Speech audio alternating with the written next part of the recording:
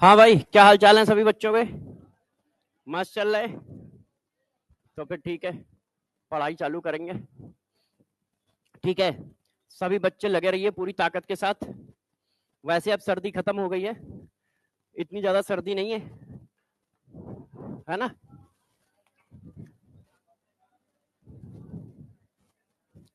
Lecture number कौन सा है? 8वां या 9वां या 10वां?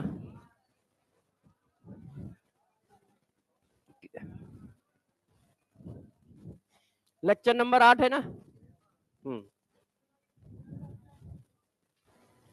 अभी आप वो बाल से देख रहे होगे। एक्चुअल में क्या है ना,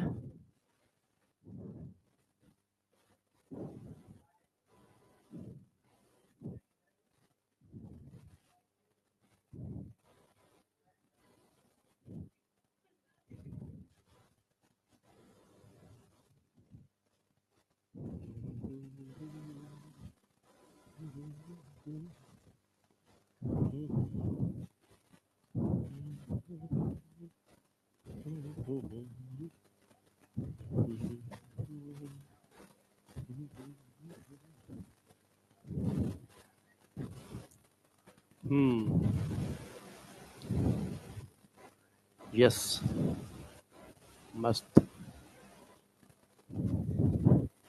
अब सही है।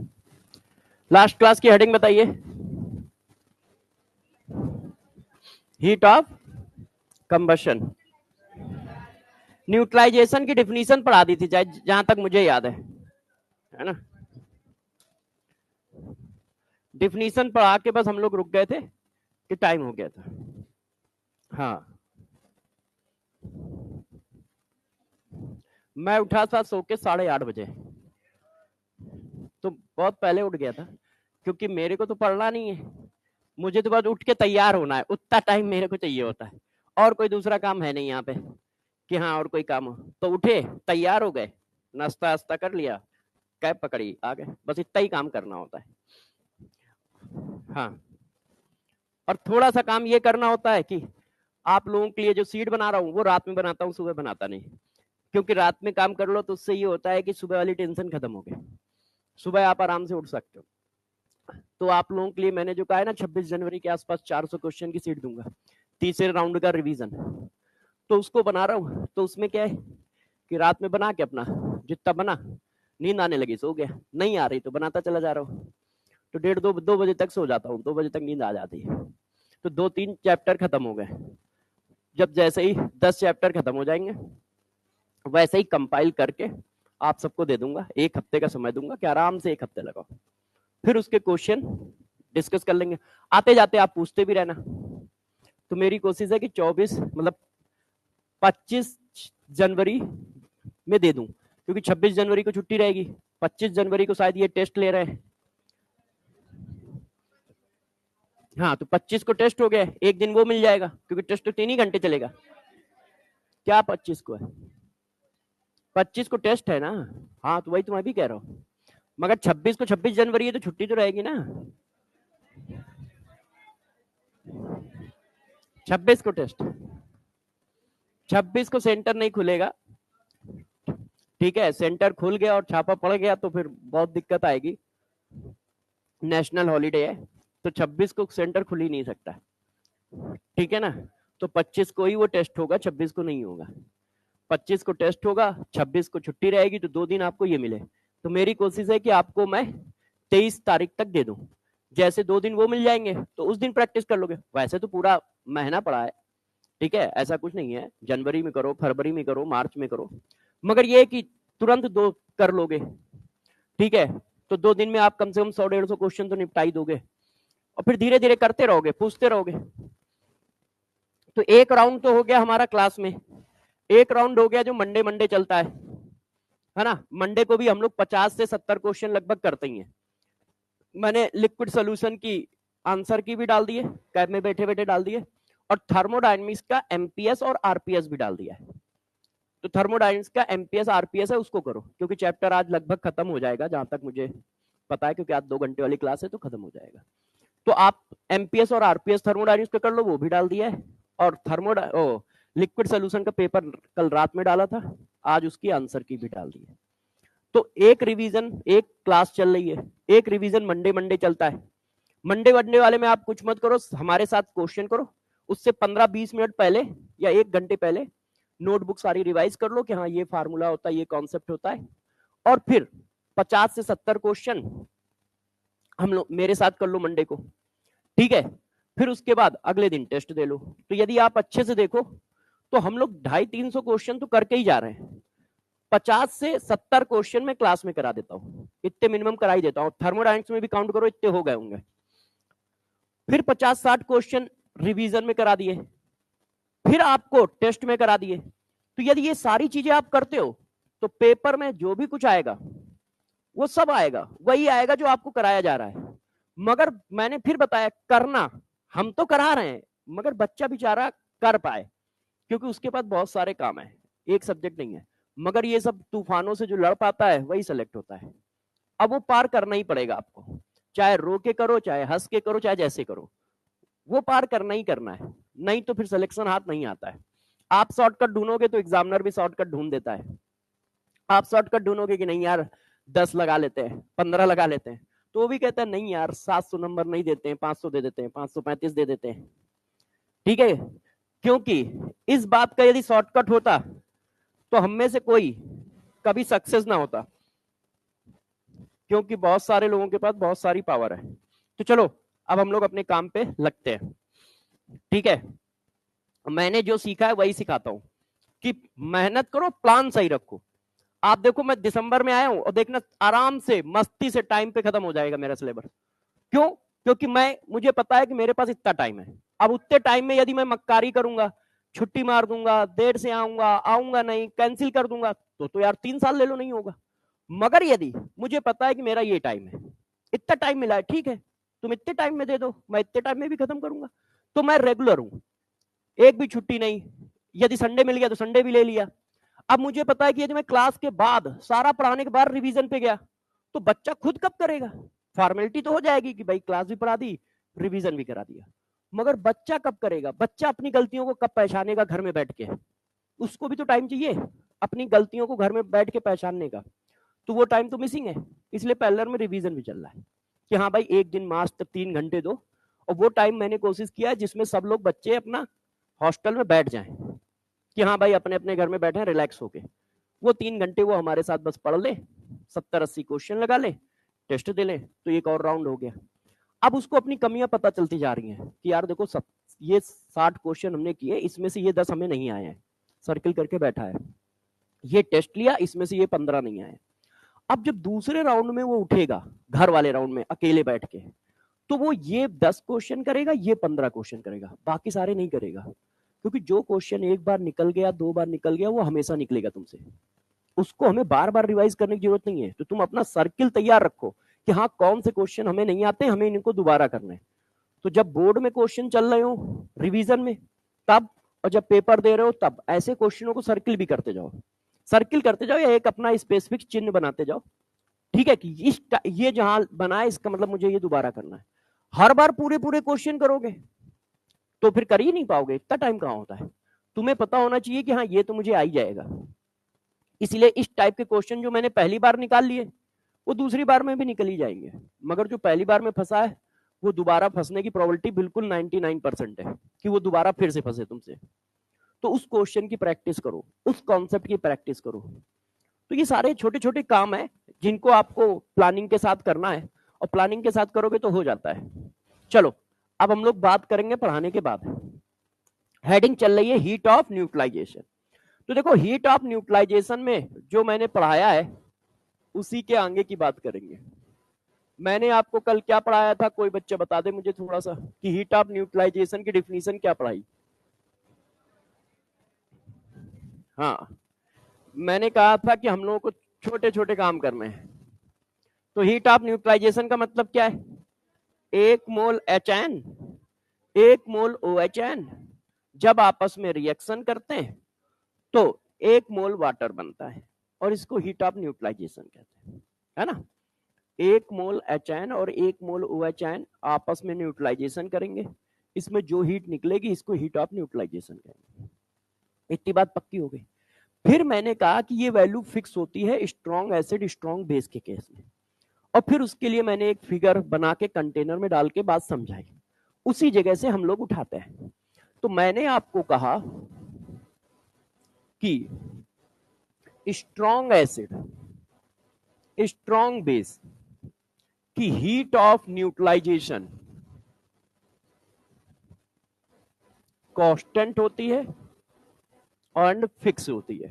वो वैल्यू फिक्स्ड है। कितनी वैल्यू फिक्स है? तो जरा देखो, -13.7 किलो कैलोरी, अब जूल के फॉर्म में -57.3 किलो जूल, इतनी वैल्यू फिक्स है। क्यों? क्योंकि रिएक्शन सेम है, HN plus OHN equal to water, strong acid strong base के केस में। अब ये जब मैं स्ट्रॉन्ग एसिड स्ट्रॉन्ग बेस लिख रहा हूं, इसका मतलब कहीं पर लोचा भी है, नहीं तो मैं एसिड बेस लिखता। एसिड बेस तो लिख नहीं रहा, स्ट्रॉन्ग वर्ड यूज कर रहा हूं, इसका मतलब वीक में कोई कहानी होती होगी। तो वो कहानी क्या है जरा देखो, इनमें से कोई भी एक को वीक कर दो। यदि मैं एसिड वीक कर दूं, या फिर मैं बेस वीक कर दूं, या फिर मैं दोनों को वीक कर दूं,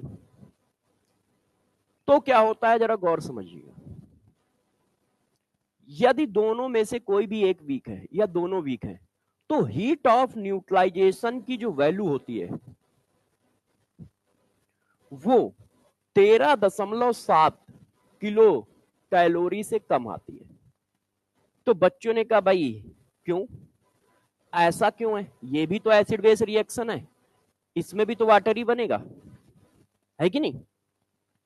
तो ऐसा क्यों है कि आप ऐसा कह रहे हो कि यदि कोई एक वीक हो गया तो ये वैल्यू फिक्स नहीं रहेगी, 13.7 से कम आएगी, और हर एक एसिड और हर एक बेस के केस में अलग लगाएगी, फिक्स भी नहीं होगी। ठीक है, वेरिएबल होगी। इसीलिए देखो ग्रेड, अब ये वेरिएबल है। तो बात आई ऐसा कैसे, रीजन क्या है? तो देखो रीजन बताता हूं। हम लोग फिर एक कंटेनर बनाते हैं, ठीक है, उसमें हम लोग रीजन बताएंगे। देखो मैंने ये रिएक्शन की, एस्टिक एसिड प्लस NaOH, आप सभी बच्चों को पता है कि बनता क्या है, वाटर बनेगा और सॉल्ट बनेगा। ये सॉल्ट आया और ये वाटर आया।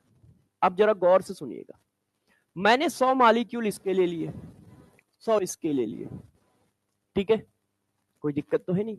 अच्छा, अब जरा देखिए, ये आया हमारा कंटेनर। जब आपने 100 मॉलिक्यूल इसके पानी में डाले तो भाई 100 सोडियम आयन आ गए, 100 OH आयन आ गए। क्यों? क्योंकि 100% आयोनाइजेशन है, स्ट्रॉन्ग इलेक्ट्रोलाइट है ना, स्ट्रॉन्ग एसिड है। क्लियर है? अच्छा, अब मैंने इसको भी पानी में डाला तो ये वीक है। वीक की डिफिनेशन ही यही है कि वो 100% आयोनाइज नहीं होता है। भाई स्ट्रॉन्ग और वीक हम पहचानते कैसे हैं? जो 100% आयोनाइज हो रहे हैं पानी में उनको स्ट्रॉन्ग नाम देते हैं, जो पार्सली आयोनाइज हो रहे हैं उनको वीक नाम देते हैं। तो जब तुम कह रहे हो ये वीक एसिड है, इसका मतलब 100% आयोनाइज नहीं होगा, पार्सली आयोनाइज होगा। तो वैसे तो मुझे पता है, मगर आपको याद रखने की कोई जरूरत नहीं है, एस्टिक एसिड 3% आयोनाइज होता है पानी में, मगर ये डाटा याद रखने की कोई जरूरत नहीं है, ठीक है। 3% आयोनाइज होता है, तो जरा बताओ 100 में से कितने एसीटेट आयन आएंगे, कितने एच आयन आएंगे? 3। 100 में से 3 आयोनाइज है, तो जब 100 में से 3 आयोनाइज है तो 3 एच आयन आए और 100 OH आयन आए। इसमें कोई टेंशन है किसी को? कैसे लिखा? नहीं ना। तो अब जरा बताओ, हमारे पास एच आयन 3 है, OH आयन एक्सेस में है, मगर एक एच आयन एक OH आयन मिलकर वाटर बनाता है ना, न्यूट्रलाइजेशन तो ऐसे होता है। तो यार ये 3 पार्टिसिपेट करेंगे तो ये भी 3 ही करेंगे, 3 वाटर बन गए। अब जब वाटर बने तो ये एक्सोथर्मिक रिएक्शन है, एनर्जी निकली। जो एनर्जी निकलती है वो इसको मिलती है, उस निकली हुई एनर्जी का कुछ पार्ट वो एब्जॉर्ब करता है और फर्दर आयोनाइज होता है। फर्दर अचायन आ गए, फिर रिएक्शन हुई, फिर एनर्जी निकली, उसका फिर कुछ पार्ट इसने एब्जॉर्व किया, फिर आयोनाइजेशन कर लिया। इस तरह से सर्किल के फॉर्म में 1-2 मिनट, नैनो पिको सेकंड में ये सारा काम खत्म हो जाता है और 100% न्यूट्रलाइजेशन होता है। मगर आप गौर करो तो कुछ अमाउंट ऑफ एनर्जी ये एब्जॉर्ब कर रहा है, किसके लिए? अपने आयोनाइजेशन के लिए। तो यार निकलनी तो उतनी है, अब उसमें से कुछ एब्जॉर्ब हो गई तो ऑटोमेटिक कम हो जाएगी। भाई हीट ऑफ न्यूट्रलाइजेशन की तो वैल्यू फिक्स है, तो निकलनी तो 13.7 ही है, मगर उसका कुछ पार्ट एसिटिक एसिड के आयोनाइजेशन में खर्च हो रहा है। क्यों? क्योंकि वो एब्जॉर्ब कर रहा है, बॉन्ड को ब्रेक कर रहा है, तो कुछ पार्ट उसमें चला गया, तो अब 13.7 से कम ही निकलेगी। हाँ, बॉन्ड ब्रेक करने में एनर्जी रिलीज नहीं होगी, फॉर्म करने में होगी। जब भी कहीं बॉन्ड ब्रेक हो रहा है एनर्जी देनी पड़ेगी, फॉर्म हो रहा है रिलीज होगी। तो फॉर्म वो ये वाला बॉन्ड हो रहा है, तो इसी बॉन्ड की जो एनर्जी रिलीज हो रही वही तो हीट ऑफ न्यूट्रलाइजेशन है, और कहीं कोई बॉन्ड फॉर्म ही नहीं हो रहा है। हाँ KOH, हाँ हाँ हाँ सही है, अभी तक सही बोल रहे हो।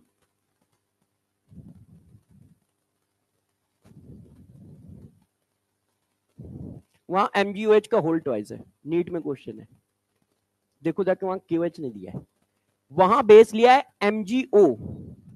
और किसी भी ऑक्साइड को पानी में डालो, यदि वो बेसिक ऑक्साइड है तो हाइड्रोक्साइड बनाता है, एसिडिक ऑक्साइड है तो ऑक्सो एसिड बनाता है। इनऑर्गेनिक का कॉन्सेप्ट है।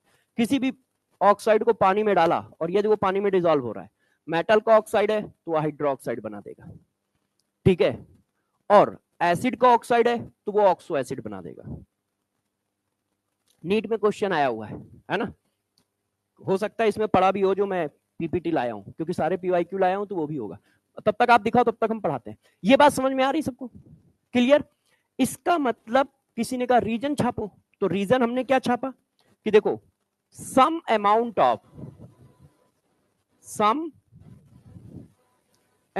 Of heat used in ionisation of weak acid weak base. कुछ amount of energy weak acid weak base के आयोनाइजेशन में निकल जाती है ना? क्लियर है? तो अब हमने कहा कि यदि स्ट्रॉन्ग एसिड स्ट्रॉन्ग बेस है तो उसकी हीट ऑफ न्यूट्रलाइजेशन फिक्स्ड है, और कितनी है? -13.7 यूनिट। ध्यान रखना, क्योंकि पता चला क्वेश्चन किलो कैलोरी में किलो जूल में चल रहा है, हम ये वैल्यू डाल के बैठे हैं, तो 13.7 किलो कैलोरी या 57.3 किलो जूल। और यदि उनमें से कोई वीक हो गया तो ये वैल्यू 13.7 से कम होगी। और वेरिएबल क्यों होगी? क्योंकि हर एक एसिड का आयोनाइजेशन अलग अलग है, तो हर एक एसिड या बेस अलग अलग एनर्जी लेगा। अच्छा, अब इसके बाद आई ये वैल्यू बताता क्या है? ये जो फिक्स्ड वैल्यू है 13.7, ये बता क्या रहा है? तो अब एक और पॉइंट समझना। हाँ बेटा, हाँ लाइए, इधर ले आओ। तो देखो जरा कि क्या बता रहा है ये। हाँ ला देखिए, एक बार चश्मा लगा ले, है ना, तो साफ दिखे कौन सा क्वेश्चन है। The enthalpy of neutralization of which of the following acid and base nearly -13.6 kilo calorie. HCN NaOH HCN organic acid है, तो ऑर्गेनिक एसिड हमेशा वीक एसिड होते हैं, कोई भी लिखा हो, तो ये तो नहीं है ना। HCl KOH ये है, HCl NaOH ये है, इसके आंसर दो हैं, बी और सी, इसमें दो आंसर है। उसमें दिया है HCl plus NaOH, HCl plus KOH, तो दोनों ही स्ट्रॉन्ग बेस होते हैं। लिथियम का hydroxide week acid weak base होता है, कोवेलेंट कैरेक्टर बढ़ जाता है। और सेकंड ग्रुप में मैग्नीशियम का हाइड्रोक्साइड, और बीई एम्फोटेरिक होता है, आप लोगों ने पढ़ लिया होगा, और मैग्नीशियम बेसिक होता है, वीक बेसिक, कैल्शियम से स्ट्रॉन्ग चालू होता है। तो आपके PYQ में एक क्वेश्चन है, मुझे लग रहा PYQ पूछ रहा है, PYQ में एक क्वेश्चन है MgO प्लस HCl, उसमें पूछा गया है कि हीट ऑफ न्यूट्रलाइजेशन कितनी रिलीज होगी, 13.7 से कम, ज्यादा, अब उसमें इनऑर्गेनिक का थोड़ा सा रोल है। मेटल के ऑक्साइड जनरली हम लोग क्या कहते हैं, स्ट्रॉन्ग बेस होते हैं। फर्स्ट ग्रुप में 3 ऐसे हैं जिनके ऑक्साइड स्ट्रॉन्ग बेस नहीं है। लिथियम का वीक बेस है, बेरिलियम एम्फोटेरिक है, और मैग्नीशियम वीक बेस है। इसके बाद जितने भी ऑक्साइड हैं एस ब्लॉक के, वो सब स्ट्रॉन्ग बेस है। और down the group basic strength increase करती है क्योंकि आयनिक करेक्टर इंक्रीज करता है। तो अब हम इधर आ जाते हैं। ये जो बात बता रही है, गौर समझना सब लोग, हम लोग कह रहे हैं ये हीट ऑफ न्यूट्रलाइजेशन है, मगर मैंने आपको बताया हीट ऑफ न्यूट्रलाइजेशन का मतलब है एच आयन और ओ एच आयन की रिएक्शन करके वाटर बनना, यही तो बताया है। तो अब गौर सुनिएगा, क्योंकि सारे न्यूमेरिकल क्वेश्चन इसी कॉन्सेप्ट से सॉल्व होंगे, जो न्यूमेरिकल वाले होंगे। इसमें किसी को बुराई तो लग नहीं रही है। अच्छा आप बताओ, जब 1 मोल ये लोगे, 1 मोल ये लोगे, तो भाई कितना बनेगा, 1 मोल बनेगा। और इसमें एनर्जी जो रिलीज हो रही है वो ये है। अब जरा गौर समझिए खेल कहां है। जितना भी क्वेश्चन हीट ऑफ न्यूट्रलाइजेशन का डाटा वाला आएगा, ठीक है, जैसे उसने कहा भाई 100 ml 0.1 m HCl react with 100 ml 0.1 m NaOH, how many amount of energy release in neutralization। अब जैसे ये, अब इसको करें कैसे, तो जरा देखना, ये सारे क्वेश्चन एक ही कॉन्सेप्ट से किए जाएंगे। 1 मोल वाटर बना, तो इसका मतलब ये 1 मोल वाटर के फॉर्मेशन की एनर्जी है बाई HN और OHN। वाटर फॉर्म किससे हुआ है, HN और OHN से। तो ये एनर्जी जो है हीट ऑफ, गौर सुनिएगा, heat of formation of water by HN equals and OHN equals is 13.7 kilo calorie, या माइनस साइन तो बस रिलीज को शो कर रहा है। अब जरा देखो, ये heat of formation of water नहीं है। हीट ऑफ फॉर्मेशन जब पढ़ाई है तो मैंने कहा उसके नेचुरल फॉर्म से होना चाहिए, यदि याददाश्त तेज हो तो। और यहां नेचुरल फॉर्म से नहीं हो रहा है, इसीलिए मैंने लिखा है कि किससे हो रहा है, नहीं तो बच्चे को कंफ्यूजन आ सकता है कि यार अभी तो 2 दिन पहले रहता फैलाया था कि नेचुरल फॉर्म से जब फॉर्म होगा तब हीट ऑफ फॉर्मेशन बोली जाएगी, और यहां भी हीट ऑफ फॉर्मेशन बोल रहे हैं। तो मैं इसको कह रहा हूं कि ये 1 मोल के फॉर्मेशन की एनर्जी है जो HN और OHN से फॉर्म हुआ है, heat of formation of water नहीं है। 1 मोल वाटर फॉर्म हुआ है मगर HN और OHN से, उस रिएक्शन की एनर्जी है ये, ठीक है, उस रिएक्शन की एनर्जी है ये। अब इससे न्यूमेरिकल क्वेश्चन हमारा बहुत आराम से बनेगा। कैसे, अब मैं देखो कुछ क्वेश्चन भी कराता हूं। ये जो पॉइंट लिखा है ये सस्ता पॉइंट नहीं है, बहुत इंपॉर्टेंट पॉइंट है। सारा क्वेश्चन हम लोग इसी से पलटाएंगे।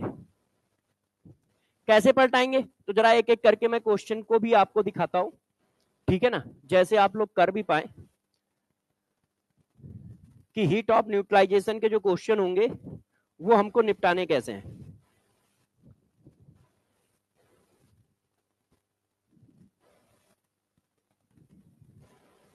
हाँ, पहला क्वेश्चन तो ये देखो, मैं कह रहा था ना कि एक क्वेश्चन है, मैं सोच रहा था जब इसने पूछा था तो मैं ये सोच रहा था कि ये क्वेश्चन ये पूछ रहा है, निपटा लेते हैं इसको।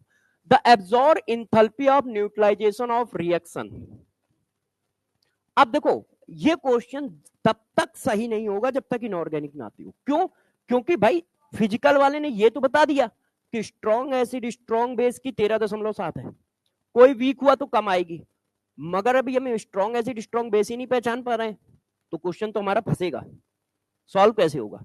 तो जैसे HCl तो सब पकड़ लोगे, बचपन से पढ़ते आए।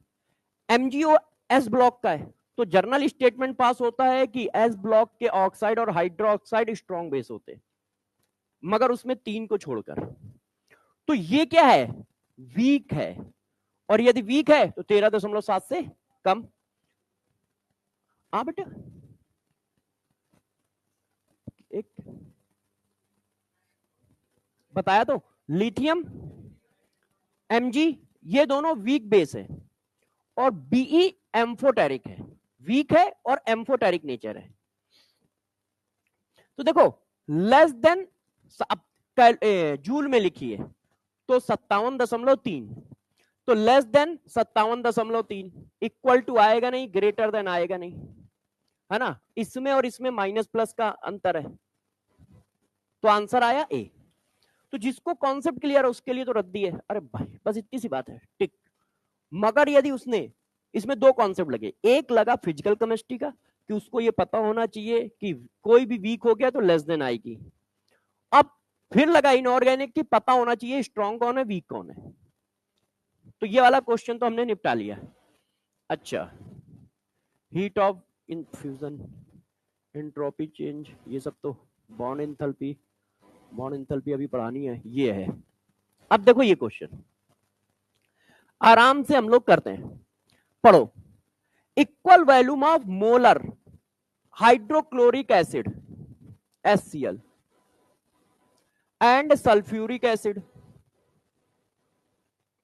न्यूट्रलाइज बाय डाइल्यूट NaOH, दोनों को डाइल्यूट NaOH से न्यूट्रलाइज किया गया और दोनों के वैल्यू कितनी है, इक्वल है, वॉल्यूम भी इक्वल है, कंसंट्रेशन भी इक्वल है, ठीक है।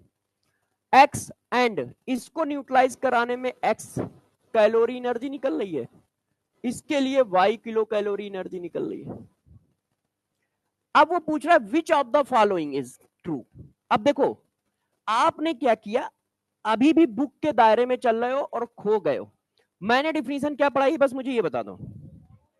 1 मोल HN, तो 1 मोल एसिड बोला था कि 1 मोल HN बोला था, तो जरा बताना इसमें कितने मोल HN है, 1 मोल HN है, और इसमें कितने मोल HN है, तो यहां पे 1 मोल HN न्यूट्रलाइज हो रहा है और यहां पे 2 मोल HN न्यूट्रलाइज हो रहा है, तो 1 मोल की X है तो 2 मोल की 2X होगी। अब ये बराबर होंगे, ये भी 2X 2 मोल की है और ये भी 2 मोल की है, तो 2X बराबर Y आएगा आंसर। तुमने क्या किया है, डिफिनीशन पर फोकस नहीं किया। मैंने कहा ना पूरी थर्मोकेमिस्ट्री में डिफिनीशन ही कॉन्सेप्ट है, जितनी अच्छी डिफिनीशन तुम्हें आती होगी उतना क्वेश्चन रद्दी दिखेगा। तुमने 1 मोल एसिड पकड़ लिया, जिसने 1 मोल एसिड पकड़ा उसका आंसर आया ए, जैसे इसका आंसर ए आया तो मैं समझ गया था इसने क्या पकड़ लिया, उसने देखा अमाउंट ऑफ एसिड इक्वल है, और जबकि मैंने कभी एसिड की बात ही नहीं की है, मैंने कहा है कि HN और OHN की बात चल रही है, तो इसके हिसाब से आंसर कौन है, ये वाला। बात समझ पाए। अब इसी को न्यूमेरिकल क्वेश्चन बना सकते हो, कैसे, देखो, हाँ नहीं हमें तो न्यूट्रलाइजेशन कराना है ना, डाइल्यूट NaOH हो कंसंट्रेटेड NaOH हो कोई फर्क नहीं है अपने को। अच्छा मेरी बात समझ रहे हो, देखो जो बता रहा हूं उसको बस पकड़े रहो, और ज्यादा बताता नहीं हूं, 4-5 लाइनें ही बोलता हूं, उन्हीं 4-5 लाइनों में घूमता फिरता रहता हूं, आपको भी उन्हीं 4-5 लाइनों में घूमते फिरते रहना है, मगर वो 4-5 लाइनें अच्छे से एब्जॉर्ब करनी कि बोली क्या है। अब इस पर न्यूमेरिकल क्वेश्चन देखो, देखिएगा अब इसी पर न्यूमेरिकल क्वेश्चन कैसे आ सकता है, ये वाला पॉइंट देखो खूब लगा रहे हैं हम लोग, इसी वजह से हीट ऑफ न्यूट्रलाइजेशन मैंने यहां से स्टार्ट की है। अब गौर समझिए, हाँ हाँ अभी रुक जाओ पढ़ा लू। अब जरा देखो बच्चों, मैंने लिखा 100 ml 0.1 मोलर, ठीक है, थोड़ा शॉर्टकट में लिखूंगा क्वेश्चन, इतना बेस लिया और इतने एसिड से मिला दिया,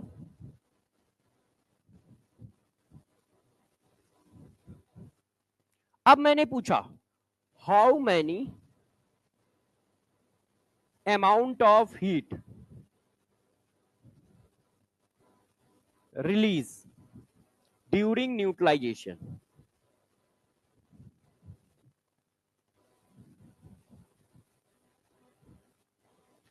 देखो साइंस की एक खास बात है, वो बहुत टफ है और बहुत इजी है, समझ में आई तो इजी है, ना आई तो बहुत टफ है। तो आप इसीलिए मैं कह रहा हूं कि मैं ज्यादा कुछ नहीं बोलूंगा, साइंस में लिखा बहुत है मगर वो लिखते 2 ही 3 4 बात है, मगर इतना ज्यादा इसलिए लिखते हैं जैसे वो 2 3 4 बातें हम समझा ले जाएं, क्योंकि समझना थोड़ा टफ होता है। तो आप मेरी बातों को बहुत गौर सुनिएगा, ज्यादा पढ़ाना ही नहीं है, क्वेश्चन ढेरों करो, पढ़ाना भी बहुत है, मगर किसी बात को किस तरह से कहना है कि एक ही बार में हजम हो जाए, वो देखना है। जैसे बुकों में रिप्रेजेंट किया है 1 ग्राम इक्विवेलेंट, कुछ बुकों में लिखा है 1 gram equivalent of acid, 1 gram equivalent of base, जब न्यूट्रलाइज होता है तो जो हीट निकलती है वो हीट ऑफ न्यूट्रलाइजेशन है। कुछ बुकों में लिखा है इस तरह से कि 1 mole of acid, monoprotic acid, monoprotic acid का मतलब ऐसा एसिड जिसमें एक एचएन हो, तो उस तरह से लिखा है। और जबकि ना तो एसिड बेस रिएक्शन में इन दोनों का यूज है, वो सिंपल सी वाटर की फॉर्मेशन रिएक्शन है और क्वेश्चन उसी से बनता है। तो मैंने शुरुआत में ही उसको उठा के चलाऊं, मैं एसिड को लिया ही नहीं, क्योंकि हमें बेस वो बना देंगे, उसको बेस बना देंगे तो बच्चे का क्वेश्चन अपने आप आसानी से निकलेगा। अब देखो वो कह रहा है हीट ऑफ न्यूट्रलाइजेशन बताओ, तो मैंने क्या कहा कि जितना भी न्यूमेरिकल क्वेश्चन हो किससे लगेगा, 1 मोल वाटर वाले कॉन्सेप्ट से। तो ये स्ट्रांग है, ये स्ट्रांग है, तो पहला पॉइंट दोनों ही स्ट्रांग है, तो इसका मतलब हम एक कॉन्सेप्ट यूज कर सकते हैं क्या, कि 1 मोल वाटर के फॉर्मेशन की एनर्जी -13.7 किलो कैलोरी है। जूल की बात चल रही होगी, ऑप्शन जूल में होगा तो 57.3। अब बस ये देख लो इसमें वाटर बना कितना है, 1 मोल का हमें पता है, अब देख लो कितना मोल बना है। तो कैसे करोगे, देखो आपने मोल कॉन्सेप्ट में पढ़ा है, मोल कॉन्सेप्ट में क्या पढ़ा है कि m इंटू वी करने से मोल आता है, m into V 10 millimole, m into V 10 millimole. अभी भी यहां आंखों का धोखा है, केमिस्ट्री है, मन की आंखों से चलेगी। m इंटू वी करोगे तो मोल आएंगे NaOH के, और हमें वहां मोल रखने हैं OH आयन के। वो इत्तेफाक की बात है कि एक NaOH में एक OH आयन है, तो जरा ढंग से देखिएगा, हमें OH आयन चाहिए। तो m इंटू वी किया, मोल आ गए NaOH के, जितने मोल NaOH के उतने ही मोल OH आयन के, तो ये आया 10 मिलीमोल। इसको करो, m इंटू वी किया 10 आया, किसका आया, HCl का। हमें किसका रखना है, H आयन का, मगर एक मोल एक मॉलिक्यूल में एक H आयन है, तो H आयन के भी इतने ही होंगे। आयन के मोल निकालने सिखाए हैं, नीचे का कोफिशिएंट मल्टीप्लाई मारना है, तो ये भी 10 आया। अब बताओ वाटर कितना बना, 10 इंटू 10 की पावर -3 मोल, क्योंकि ये मिली मोल है। अब क्वेश्चन खत्म हो गया। क्यों, 1 मोल वाटर बनता तो भाई इतनी एनर्जी रिलीज होती, किलो कैलोरी में मैं ले रहा हूं, है ना। अब हमारा 1 मोल तो बना नहीं है, इसमें कितने मोल बना, इतने मोल, तो 10 की पावर -2 मोल बनेगा तो कितना आएगा, तो मल्टीप्लाई हो गया। अब जरा मल्टीप्लाई हो गया तो ये लो आंसर आ गया, है कि नहीं। तो देख रहे हो, हम उन्हीं 4 लाइनों से सारा कुछ कर रहे हैं। एक कि भाई 1 मोल एच आयन 1 मोल OH आयन मिलके 1 मोल वाटर बनाएंगे। स्ट्रॉन्ग एसिड स्ट्रॉन्ग बेस के केस में ये वैल्यू फिक्स है, -13.7 किलो कैलोरी। स्ट्रॉन्ग है तो फिक्स वैल्यू है, उनमें से कोई वीक हो गया तो वैल्यू कम हो जाएगी, लेस देन हो जाएगी। और उन सबके रीजन बताएं, बस यही 4 लाइनें तो इतनी देर से पढ़ा रहे हैं। अच्छा, क्वेश्चन में पैरेलल में कराता चला जा रहा हूं, यहां तक हमारे पॉइंटर लिख गए। अब गौर से समझो, आगे की बात करता हूं। किसी बच्चे ने कहा कि सर ये जो हीट ऑफ आयोनाइजेशन है कि कुछ अमाउंट ऑफ एनर्जी आयोनाइजेशन में चली गई है, ये क्या होती है। तो हमने इसको भी थोड़ा सा एक्सप्लेन किया। कैसे एक्सप्लेन किया, अगले पेज पे पहुंचे। अब हेडिंग डाली हीट ऑफ आयोनाइजेशन। अब देखो हीट ऑफ आयोनाइजेशन क्या है, इसको देखते हैं। हाँ बेटा,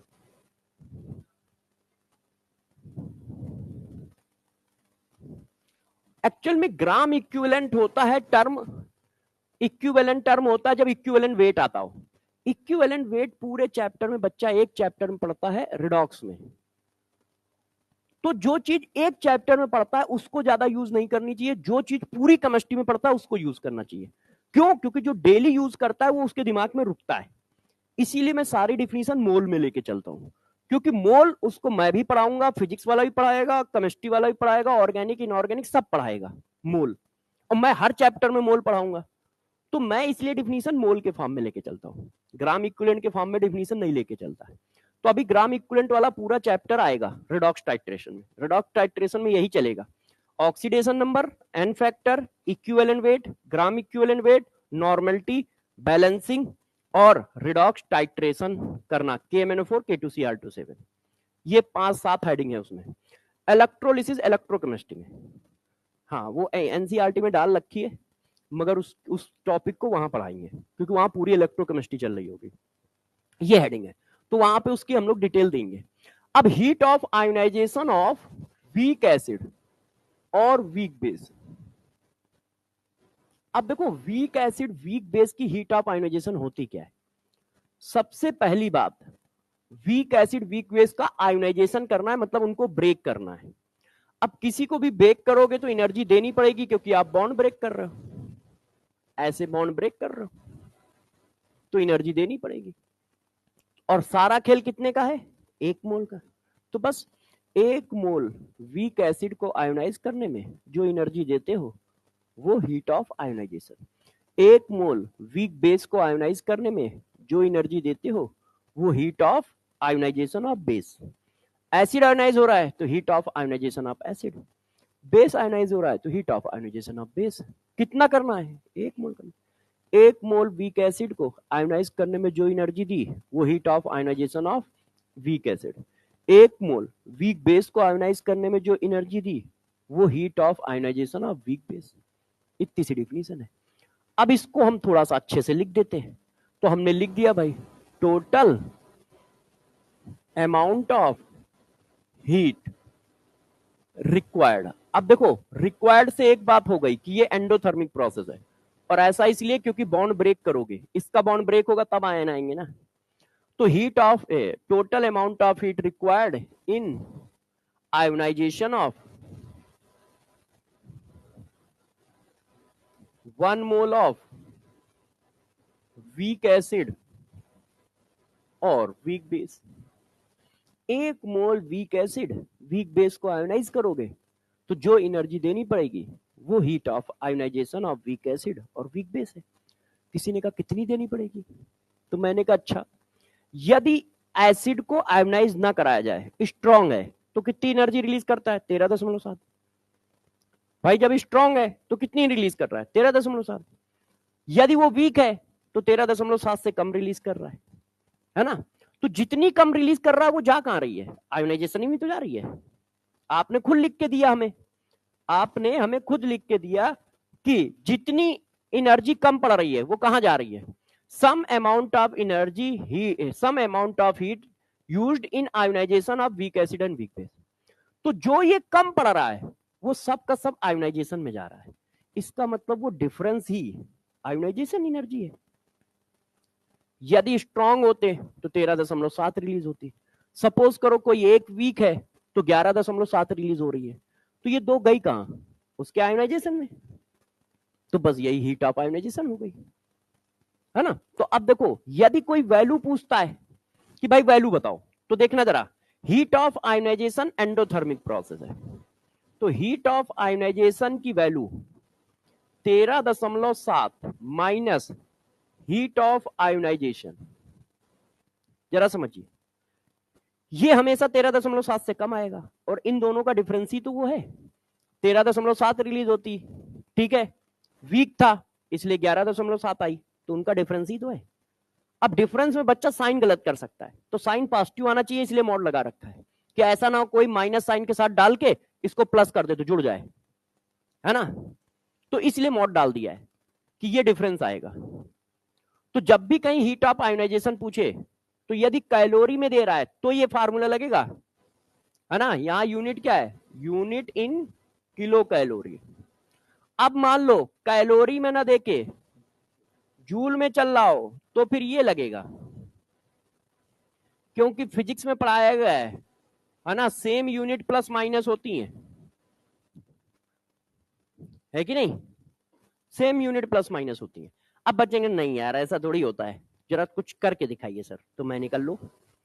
किसी ने कहा कि यार ये हमारा एस्टिक एसिड है, और एस्टिक एसिड का आयोनाइजेशन NaOH के साथ हुआ, और ये हुई न्यूट्रलाइजेशन रिएक्शन, और इसमें हीट निकल के आई heat of neutralisation minus 11.7 kilo calorie. अब मैंने पूछा calculate heat of ionisation of acetic acid. तो अब हमें निकालनी है, हम चिपका देंगे। कैलोरी यूनिट है तो ये वाला, जूल यूनिट होती तो ये वाला। तो हम लोगों ने क्या चिपकाया, डिफरेंस। अब आपको तो चिपकाने की जरूरत नहीं, वहां तो पेपर दे रहे होंगे, खट्टे से डिफरेंस यूज कर देंगे कि भाई 13.7 माइनस 11.7 2 किलो कैलोरी पर मोल, 1 मोल की होती है ना, 1 मोल की है। आंसर आ गया। तो क्या हुआ, हीट ऑफ आयोनाइजेशन क्या है, 1 mole weak acid weak base को आयोनाइज कराने में जो हीट देते हो वो हीट ऑफ आयोनाइजेशन है। अब वो हीट देनी कितनी पड़ेगी, तो वो स्ट्रॉन्ग वाले का डिफरेंस। बस आपको ध्यान रखना 13.7 या 57.3 और उसकी वैल्यू का डिफरेंस, वही हीट ऑफ आयोनाइजेशन है। अब जरा देखना, गौर सुनिएगा मेरी बात। हीट ऑफ आयोनाइजेशन यदि ज्यादा है तो हीट ऑफ न्यूट्रलाइजेशन कम होगी। क्यों, ये तो फिक्स है, यदि ये वैल्यू कम होगी तभी तो ये ज्यादा आएगा, क्योंकि ये माइनस में है। यदि यार हीट ऑफ न्यूट्रलाइजेशन कम है, इसका मतलब एसिड जो है बहुत ज्यादा वीक है। क्यों, ज्यादा एनर्जी देनी पड़ रही है आयोनाइजेशन में। यदि हीट ऑफ न्यूट्रलाइजेशन कम आ रही है, इसका मतलब एसिड बहुत वीक है। क्यों, ज्यादा एनर्जी देनी पड़ रही है आयोनाइजेशन में, तो बहुत वीक होगा तभी तो ज्यादा देनी पड़ेगी। जैसे जैसे स्ट्रांग होता जाता है वैसे वैसे देनी कम पड़ती है, और बहुत स्ट्रांग हो गया तो देनी नहीं पड़ती है। तो इसका मतलब जितना ज्यादा वीक होगा उतनी कम हीट ऑफ न्यूट्रलाइजेशन आएगी। तो इस वजह से कभी कभी तुमसे ऐसा क्वेश्चन भी आएगा, पॉइंटर एक ही जगह पे है, गौर से देखिए। अब थोड़ा सा ऑर्गेनिक मिक्स क्वेश्चन भी आएगा, एसिडिक स्ट्रेंथ। देखो एसिडिक स्ट्रेंथ जितनी ज्यादा हीट ऑफ न्यूट्रलाइजेशन है उतना ज्यादा स्ट्रॉन्ग है, जितनी ज्यादा है इसका मतलब हीट ऑफ आयोनाइजेशन उतनी कम है, वो डिफरेंस है ना। तो यदि हीट ऑफ न्यूट्रलाइजेशन ज्यादा होगी तो डिफरेंस कम आएगा। तो ये देखो, अच्छा अब इस जगह देखना पीएच, कभी कभी पीएच भी पूछते हैं। यदि एसिड स्ट्रॉन्ग है तो पीएच कम होता है, स्ट्रॉन्ग एसिड का पीएच 7 से कम होता है। तो इसका मतलब पीएच हीट ऑफ न्यूट्रलाइजेशन के इनवर्सली प्रोपोर्शनल है। न्यूमेरिकल वैल्यू पे है सारा खेल, इसलिए बार बार मॉड लगा रहा हूं। माइनस साइन तो सिर्फ ये बताता है कि एनर्जी निकल रही है। तो ऐसा भी क्वेश्चन पूछ सकता है, ऐसा भी क्वेश्चन पूछ सकता है। अब आप कहोगे सर पूछ सकता है तो करा दीजिए, मैंने कहा बिल्कुल करा देते हैं। एक क्वेश्चन में लाया तो था, ये पीपीटी है मुझे याद है, छापो मतलब करो। अब वो कह रहा है heat of neutralisation of 4 acid A B C D इतनी इतनी इतनी है। अब इनकी एसिडिक करेक्टर बताओ, एसिडिक स्ट्रेंथ बताओ। तो भाई एसिडिक स्ट्रेंथ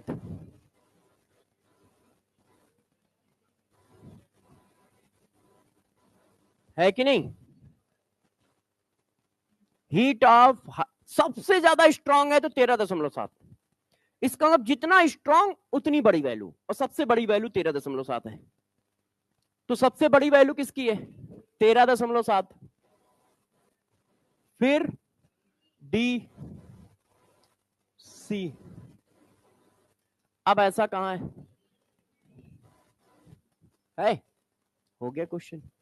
तो इस तरह का क्वेश्चन भी पूछा जा सकता है। अब ये पेपर में नहीं आया इसलिए मैं अलग से लेके आया हूं, पीवाईक्यू नहीं है। देखो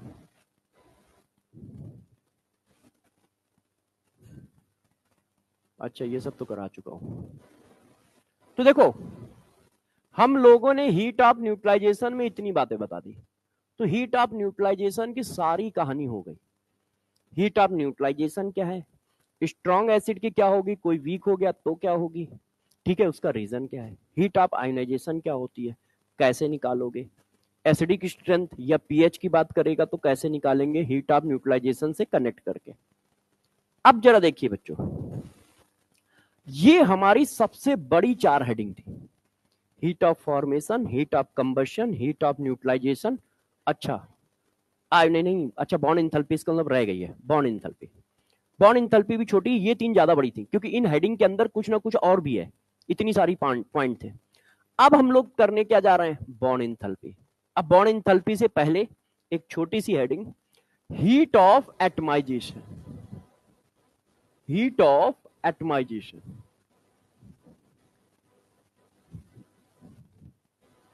अब जरा देखो हीट ऑफ एटमाइजेशन क्या होता है, इसको समझो। हम लोग हमेशा कितने का खेलते हैं, 1 मोल का खेलते हैं। अब हीट ऑफ एटमाइजेशन में किस बात पे फोकस रखना है, जरा देखो, प्रोसेस पर। हीट ऑफ एटमाइजेशन का प्रोसेस क्या होता है, जरा समझना, नेचुरल फॉर्म से गैसियस एटम तक जाना। हमें कहां से कहां तक जाना है, उसके नेचुरल फॉर्म से गैसियस एटम तक जाना है। ध्यान रखिएगा, नेचुरल फॉर्म से गैसियस एटम तक जाना है, तो हर बार रिएक्शन अलग अलग होगी। यहां बच्चा रिएक्शन का प्रोसेस ही नहीं पकड़ पाता है, इस पर प्रोसेस पे ही क्वेश्चन रहता है। जैसे देखो, मैंने कहा जरा बताना, क्या ये हीट ऑफ एटमाइजेशन रिएक्शन है, हम हमेशा 1 ही मोल बनाएंगे।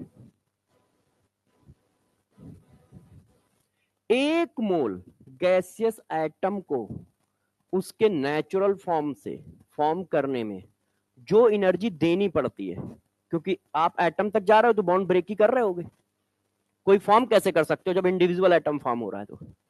तो 1 मोल गैसियस एटम को उसके नेचुरल फॉर्म से फॉर्म करने में जो एनर्जी देते हो वो हीट ऑफ एटमाइजेशन है। 1 मोल गैसियस एटम को फॉर्म करना है, मगर किससे करना है, उसके नेचुरल फॉर्म से, एलिमेंटल फॉर्म से।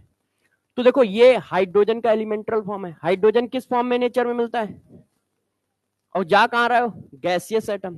कितने मोल, 1 मोल। तो ये हीट ऑफ एटमाइजेशन है। अब देखो ये भी हीट ऑफ एटमाइजेशन है। अब ये आयोडीन है, आयोडीन का नेचुरल फॉर्म सॉलिड है, तो बच्चे को ये कंफ्यूज रहता है कि यार सॉलिड से गैस गए तो भी हीट ऑफ एटमाइजेशन है, गैस से गैस गए तो भी हीट ऑफ एटमाइजेशन है। तो उसको प्रॉपर ऊपर वाला प्रोसेस पता नहीं होता है। उसको ये तो पता होता है कि 1 मोल एटम बनाना है, मगर किससे बनाना है वहां मिसिंग है, जिसकी वजह से इसमें क्वेश्चन सीधा यही आता है कि इसमें से कौन सी reaction heat of atomisation reaction है। तो हीट ऑफ एटमाइजेशन के लिए क्या करोगे, बनाना हमेशा 1 मोल है, 1 मोल गैसियस एटम को फॉर्म करोगे, किससे फॉर्म करोगे, उसके नेचुरल फॉर्म से, है ना। अब बस जो बताया वही छाप लो, 1 मोल गैसियस एटम को फॉर्म करेंगे, किससे करेंगे, उसके नेचुरल फॉर्म से। अब ये एंडोथर्मिक होगा, क्यों, क्योंकि आपको एटम बनाना है, तो बॉन्ड ब्रेक ही करने पड़ रहे होंगे जो भी कुछ होंगे। तो देखो मैंने लिखा टोटल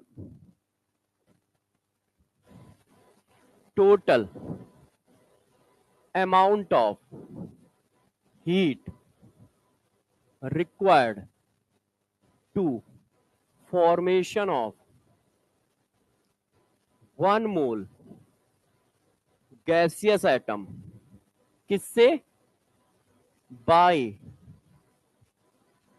इट्स एलिमेंटल फॉर्म या नेचुरल फॉर्म, एलिमेंटल फॉर्म या नेचुरल फॉर्म ऑफ एलिमेंट।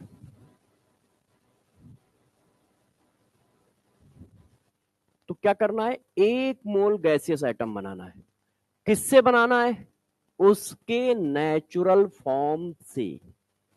तो इसलिए बार बार रिएक्शन अलग अलग हो सकती है, क्योंकि हर एक का नेचुरल फॉर्म का फिजिकल स्टेट अलग अलग हो सकता है। तो इसमें यही टेंशन होती है कि यार ये भी हीट ऑफ एटमाइजेशन है, ये भी हीट ऑफ एटमाइजेशन है, ये भी हीट ऑफ एटमाइजेशन है, तो हम कैसे पहचाने कौन सी है कौन सी नहीं है। तो हमेशा ध्यान रखो, नेचुरल फॉर्म से गैसियस एटम तक जा रहे हो तो है, ठीक है, नेचुरल फॉर्म से गैसियस एटम तक जा रहे हो तो है। यदि यहां आयोडीन लिख देता गैस तो नहीं है, क्योंकि आयोडीन गैस कोई नेचुरल फॉर्म थोड़ी ना है। तो पहला पॉइंट तो ये हुआ। अब इस पर एक और पॉइंट समझना, मेटल के केस में मेटल सॉलिड के केस में हीट ऑफ एटमाइजेशन बराबर होती है हीट ऑफ सब्लिमेशन के। हाँ, कैसे, इसको मैं थोड़ा समझाता हूं। जरा कोई मेटल है तो हीट ऑफ सब्लिमेशन क्या होता है? मेटल सॉलिड से मेटल गैस में जाना। ये क्या है? Heat of sublimation. ठीक। अब जरा बताना किसी मेटल की हीट ऑफ एटमाइजेशन क्या होगी? यही तो होगी भाई। मेटल जनरली किस फॉर्म में मिलते हैं? सॉलिड के फॉर्म में। और जाना कहां तक है? गैस तक। तो दोनों का प्रोसेस इनिशियल और फाइनल सेम है। तो जब इनिशियल और फाइनल सेम है तो एनर्जी सेम होगी, क्योंकि एनर्जी स्टेट फंक्शन है। इंथैल्पी क्या है? स्टेट फंक्शन है। तो मेटल के केस में हीट ऑफ, क्योंकि जनरली सारे मेटल हमारे सॉलिड है, इसलिए मैंने थोड़ा सा लैंग्वेज चेंज किया है, मेटल सॉलिड लिखा है। क्यों? क्योंकि कहीं मरकरी आ गया, कहीं सीजियस आ गया तो फंस जाएंगे। तो हम फंसेंगे नहीं, क्योंकि हमने पहले ही लिख रखा है मेटल सॉलिड के केस में, सभी मेटल के केस में नहीं। तो जर्नल स्टेटमेंट बुकों में ऐसा लिखा होता है, ठीक है, कि मेटल की heat of sublimation heat of ionisation बराबर होती है। क्यों? क्योंकि 99% ये स्टेटमेंट सही है, क्योंकि 99 मेटल हमारे सॉलिड ही होते हैं। मगर एक दो जो हैं हमारे लिक्विड भी हैं, तो वहां तो खेल हो जाएगा हमारे साथ, क्योंकि प्रोसेस नेचुरल प्रोसेस नहीं रह गया। तो इसलिए आप ध्यान रखना, मेटल सॉलिड के केस में हीट ऑफ सब्लिमेशन और हीट ऑफ एटमाइजेशन बराबर है। तो ऐसा भी क्वेश्चन आता है, इनमें से कौन सा एलिमेंट है जिसकी heat of sublimation heat of atomisation बराबर है? तो मेटल होगा, क्योंकि वो सॉलिड स्टेट में पाया जाएगा और गैस में जाएगा, तो ये प्रोसेस सब्लिमेशन हो गया, सॉलिड से डायरेक्ट गैस में जाना है कि नहीं? हाँ होगा, एक ही मोल के लिए डिफिनीशन एक ही मोल के लिए चलेगी। अब बात आई एटमाइजेशन, तो एटमाइजेशन भी यही है, नेचुरल फॉर्म से गैस एटम जाना, और उसका नेचुरल फॉर्म सॉलिड है। तो दोनों प्रोसेस सेम हो गए। अब प्रोसेस सेम है तो ये भी सेम है, क्योंकि यही प्रोसेस उसका भी होगा। तो भैया इनिशियल स्टेट और फाइनल स्टेट सेम है, तो वैल्यू भी सेम होगी। क्यों? क्योंकि ये स्टेट फंक्शन है। इंथैल्पी इंथैल्पी स्टेट फंक्शन है। हजम कर पा रहे हो ना? ठीक है। तो अब आपने कहा कि नहीं सर ऐसा थोड़ी होता है, एक क्वेश्चन तो दो, तो मैंने कहा दे देते हैं। ठीक है, select correct equation of heat of atomisation of iodine. Option दे दिया आपको, ठीक है। आयोडीन गैस से आयोडीन जाना, फिर मैंने ऑप्शन दे दिया आयोडीन लिक्विड से आयोडीन जाना, फिर मैंने ऑप्शन दे दिया आयोडीन सॉलिड से आयोडीन गैस जाना, फिर दे दिया ऑल। ठीक है, तो आंसर क्या लिखोगे? सी। क्यों? क्योंकि अभी मैंने ऊपर लिख भी दिया, पढ़ाया भी है। तो इस तरह का क्वेश्चन आपके पास आएगा।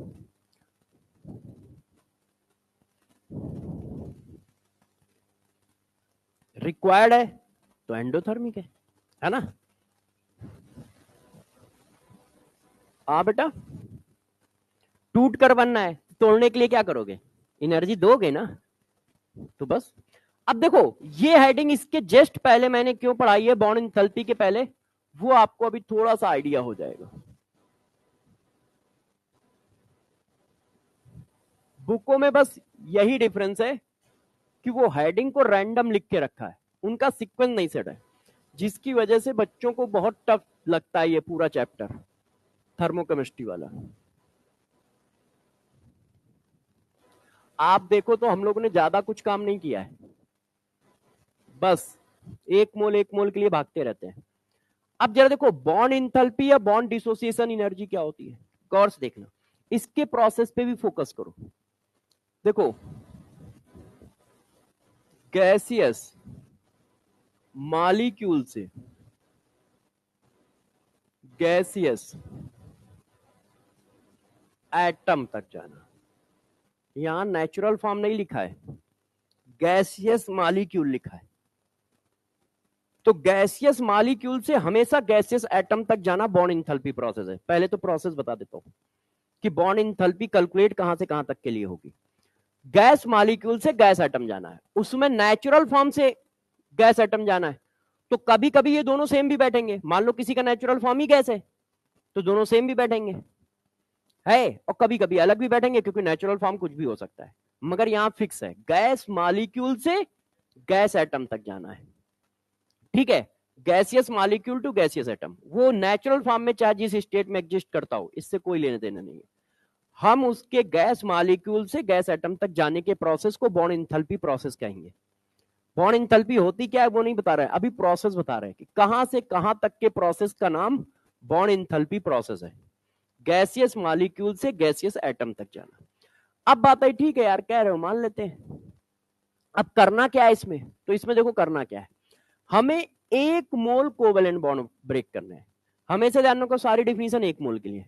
तो एक मोल कोवेलेंट बॉन्ड ब्रेक करने हैं, तो एक मोल कोवेलेंट बॉन्ड ब्रेक करने, ब्रेक करोगे तो हमेशा एंडोथर्मिक, बॉन्ड फॉर्म तो कर ही नहीं रहे, ब्रेक कर रहे हैं ना।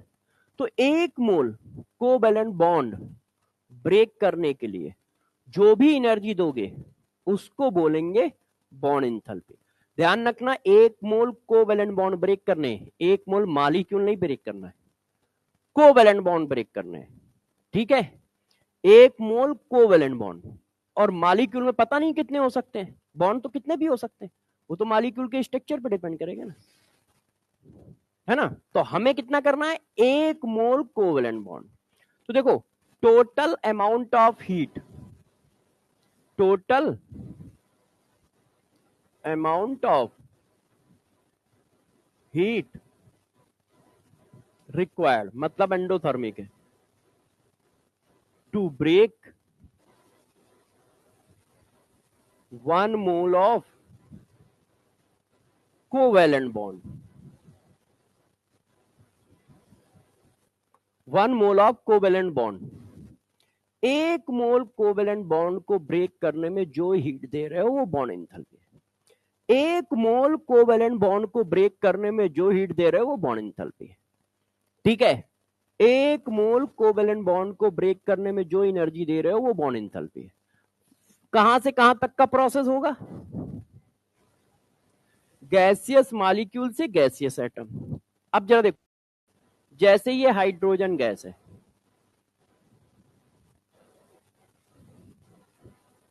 ये देखिए, डरिएगा नहीं, है ना, क्योंकि अभी देखना खेल होगा तुम्हारे साथ 2 मिनट में। देखो हाँ, ये हमारा है हाइड्रोजन गैस से हाइड्रोजन एटम चले गए, तो ये बॉन्ड इंथैल्पी प्रोसेस है।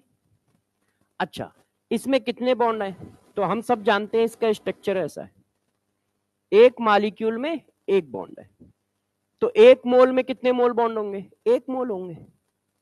एक मॉलिक्यूल में एक है तो 100 मॉलिक्यूल में 100 होंगे, एन मॉलिक्यूल में एन होंगे, तो एक मोल में एक मोल बॉन्ड होंगे। तो इसका मतलब ये एक मोल बॉन्ड ब्रेक हो रहा है, क्योंकि एक मोल मॉलिक्यूल लिखा है और एक मॉलिक्यूल में एक बॉन्ड है, तो कितने बॉन्ड ब्रेक हो रहे हैं, एक मोल, यहां 1 लिखा है ना, है, और बॉन्ड कितना है, एक है, तो ये एक मोल बॉन्ड ब्रेक हो रहा है। यहां तक ठीक है सबको। अच्छा, अब इसी की जगह मैं मेथेन ले लेता, तो भाई मैंने बॉन्ड ब्रेक करा दिए, गैसियस एटम बनाने। अब एक मॉलिक्यूल में 4 बॉन्ड है, CH बॉन्ड ब्रेक हो रहा है, तो कितने हैं, 4। तो इसका मतलब यहां कितने मोल बॉन्ड ब्रेक कर रहे हो, 4 मोल ब्रेक कर रहे हो। क्यों, क्योंकि अपने आप चल जाएगा। ठीक है, उधर वाला भी, हाँ वही कह रहा हूं कि आप लोग आके चलाते हो ना, तो आप कह रहे हो अपने आप चल जाएगा। ठीक है, तो देखो एक मोल मॉलिक्यूल में कितने मोल बॉन्ड है, 4 मोल, 1 2 3 4, एक मॉलिक्यूल में 4, तो एक मोल में 4 मोल। तो अब आप एक मोल बॉन्ड नहीं ब्रेक कर रहे हो, 4 मोल बॉन्ड ब्रेक कर रहे हो, क्योंकि मैंने डिफिनीशन लिखाई है कोवेलेंट बॉन्ड को ब्रेक करना है। एक मोल कोवेलेंट बॉन्ड को ब्रेक करने में जो हीट देनी पड़ेगी वो बॉन्ड इंथैल्पी है। क्लियर है, डिफिनीशन क्लियर हो रही ना? अब देखो खेल रहा हूं, मैंने कहा यार बॉन्ड इंथैल्पी ऑफ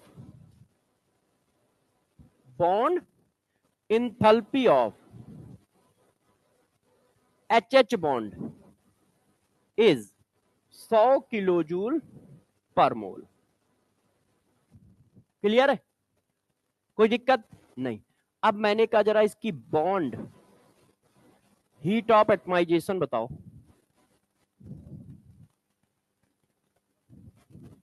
बताइए, मैंने कहा हीट ऑफ एटमाइजेशन बताइए। फिर से देख लो, मैं आपसे कह रहा हूं हीट ऑफ एटमाइजेशन बताओ। हीट ऑफ एटमाइजेशन की डिफिनीशन क्या है? 1 मोल गैसियस एटम बनाना है ना? तो नेचुरल फॉर्म तो यही है, यहां तो 2 बनना है ना, तो 2 मोल की एनर्जी ये है। हीट ऑफ एटमाइजेशन कितनी आएगी? 50। भाई बॉन्ड इंथैल्पी यहां की बात है, वो यहां देखता है, वो यहां नहीं देखता है। वो यहां देखता है कि 1 मोल बॉन्ड ब्रेक हुआ कि नहीं। बॉन्ड ब्रेक करना है 1 मोल, उसको गैसियस एटम कितने मोल बने उससे मतलब नहीं है। हाँ, उसको बस इस बात से मतलब है 1 मोल बॉन्ड ब्रेक हुआ है कि नहीं।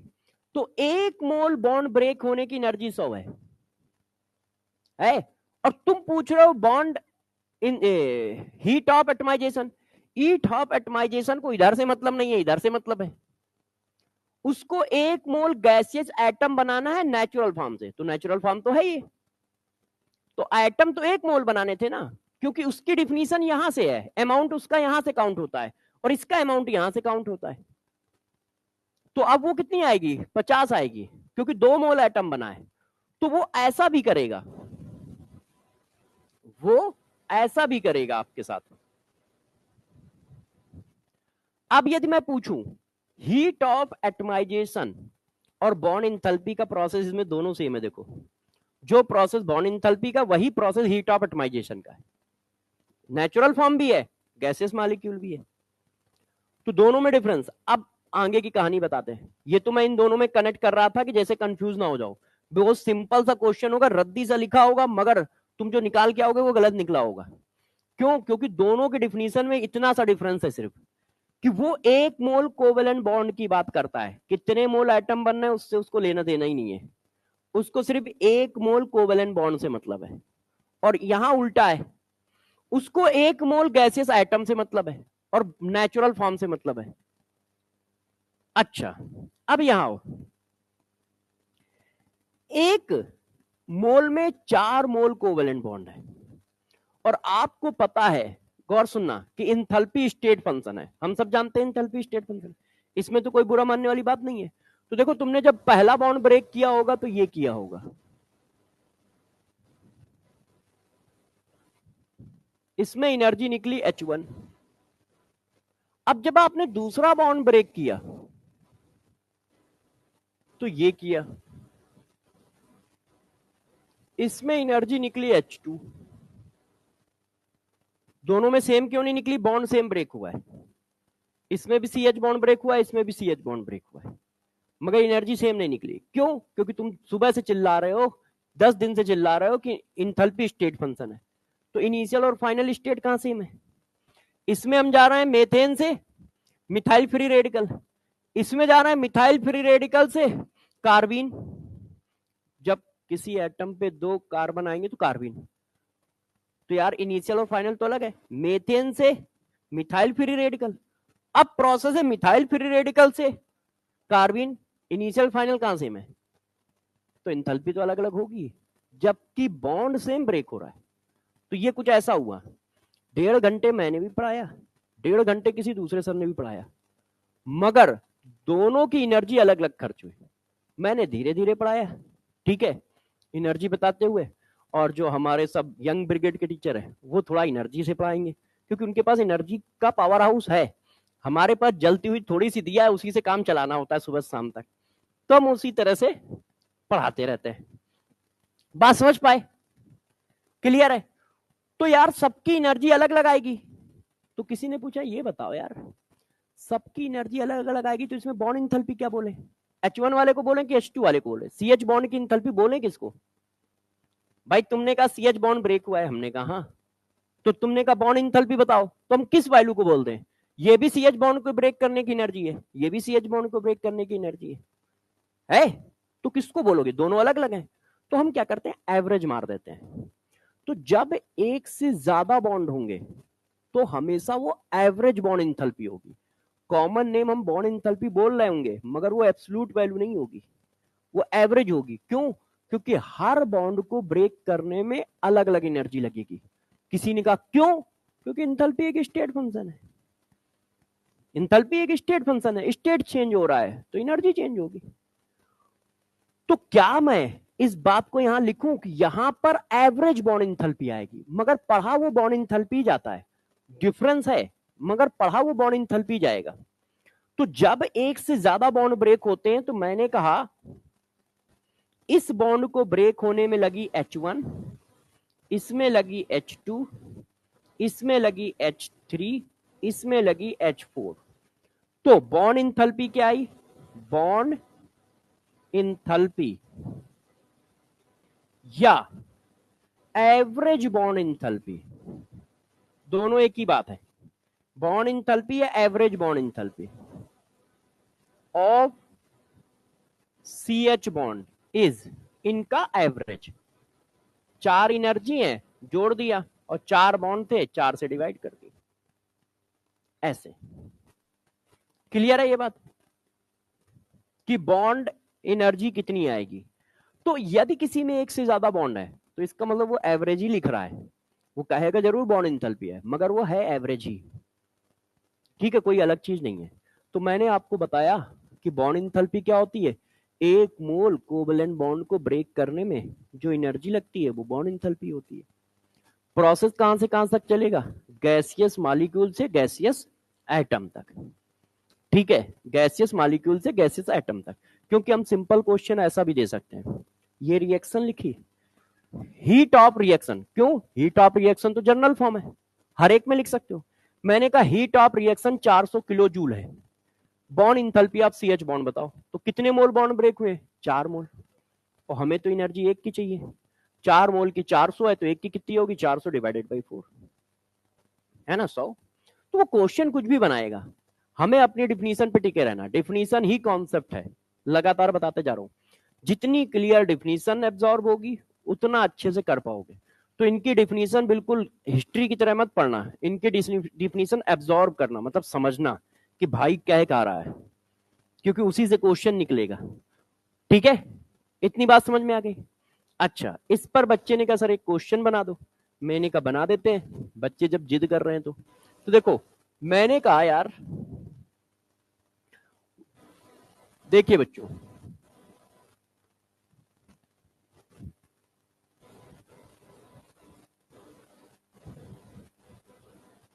ओ ये गैस कर लो, नहीं तो बुरा मान जाएगा।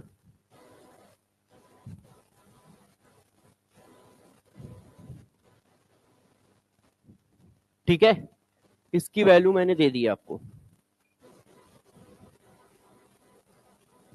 मैंने कहा calculate bond enthalpy of HOH bond is A 400,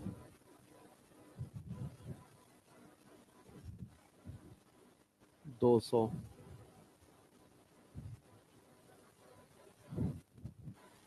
-200,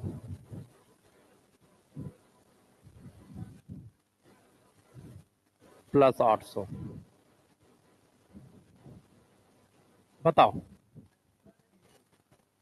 तो बॉन्ड ब्रेक कर रहे हो तो हमेशा प्लस होगी, क्योंकि एंडोथर्मिक प्रोसेस है। तो माइनस वाले तो ऐसे ही उड़ा दो कि ये तो पॉसिबल ही नहीं है।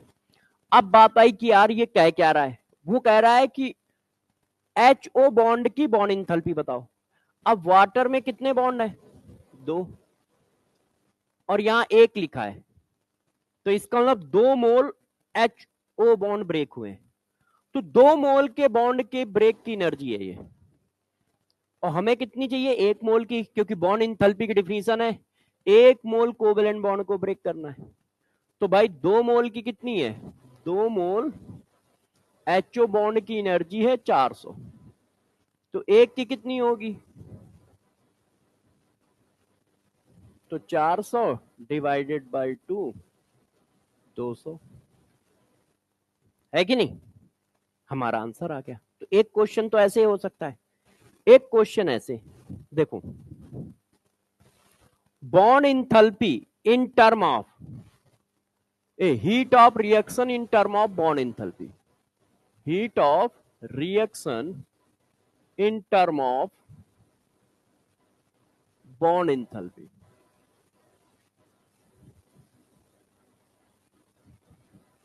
अब इसकी बात करते हैं, जरा देखिए, अब हम इसके बारे में बात करते हैं। Heat of reaction in term of heat of formation किया आपने, heat of reaction in term of heat of combustion किया आपने, heat of reaction in term of bond enthalpy. तो देखिए, हीट ऑफ रिएक्शन को बॉन्ड इंथैल्पी के term में हम ऐसे लिखते हैं, बॉन्ड इंथैल्पी ऑफ, ठीक है, reactant, bond enthalpy of product. मैं तीनों को एक साथ लिख दे रहा हूं जैसे फ्यूचर में अब आपको दिक्कत ना है। Heat of combustion of reactant, heat of combustion of product, heat of formation के टर्म में heat of formation of product minus heat of formation of reactant. इसके अलावा और भी कोई हो तो प्रोडक्ट माइनस रिएक्टेंट ही चलता है। तीनों को एक साथ लिख दिया जैसे कंफ्यूजन न रहे। अब इस पर क्वेश्चन कैसे आएगा, तो जरा देखो इस पे क्वेश्चन कैसे आते हैं, इसके क्वेश्चन हम लोग करते हैं।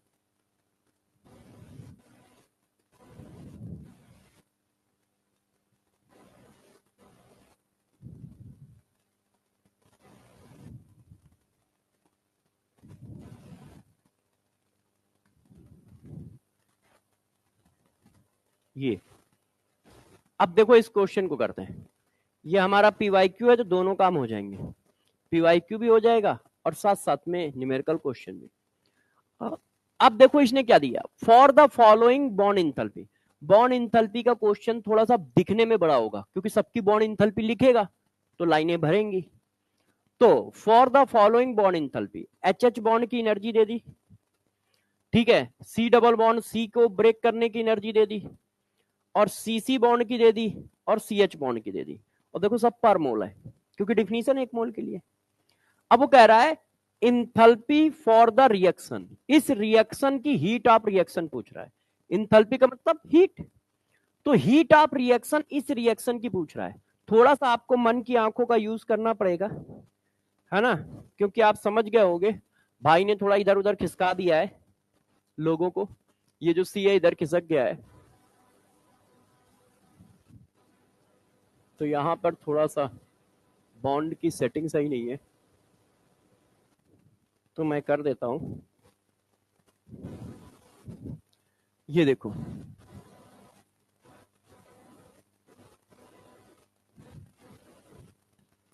अब यार हम लोगों को क्वेश्चन करना है, तो हमें तो एक ही चीज आती है जो बताया उन्होंने, हीट ऑफ रिएक्शन निकालनी है।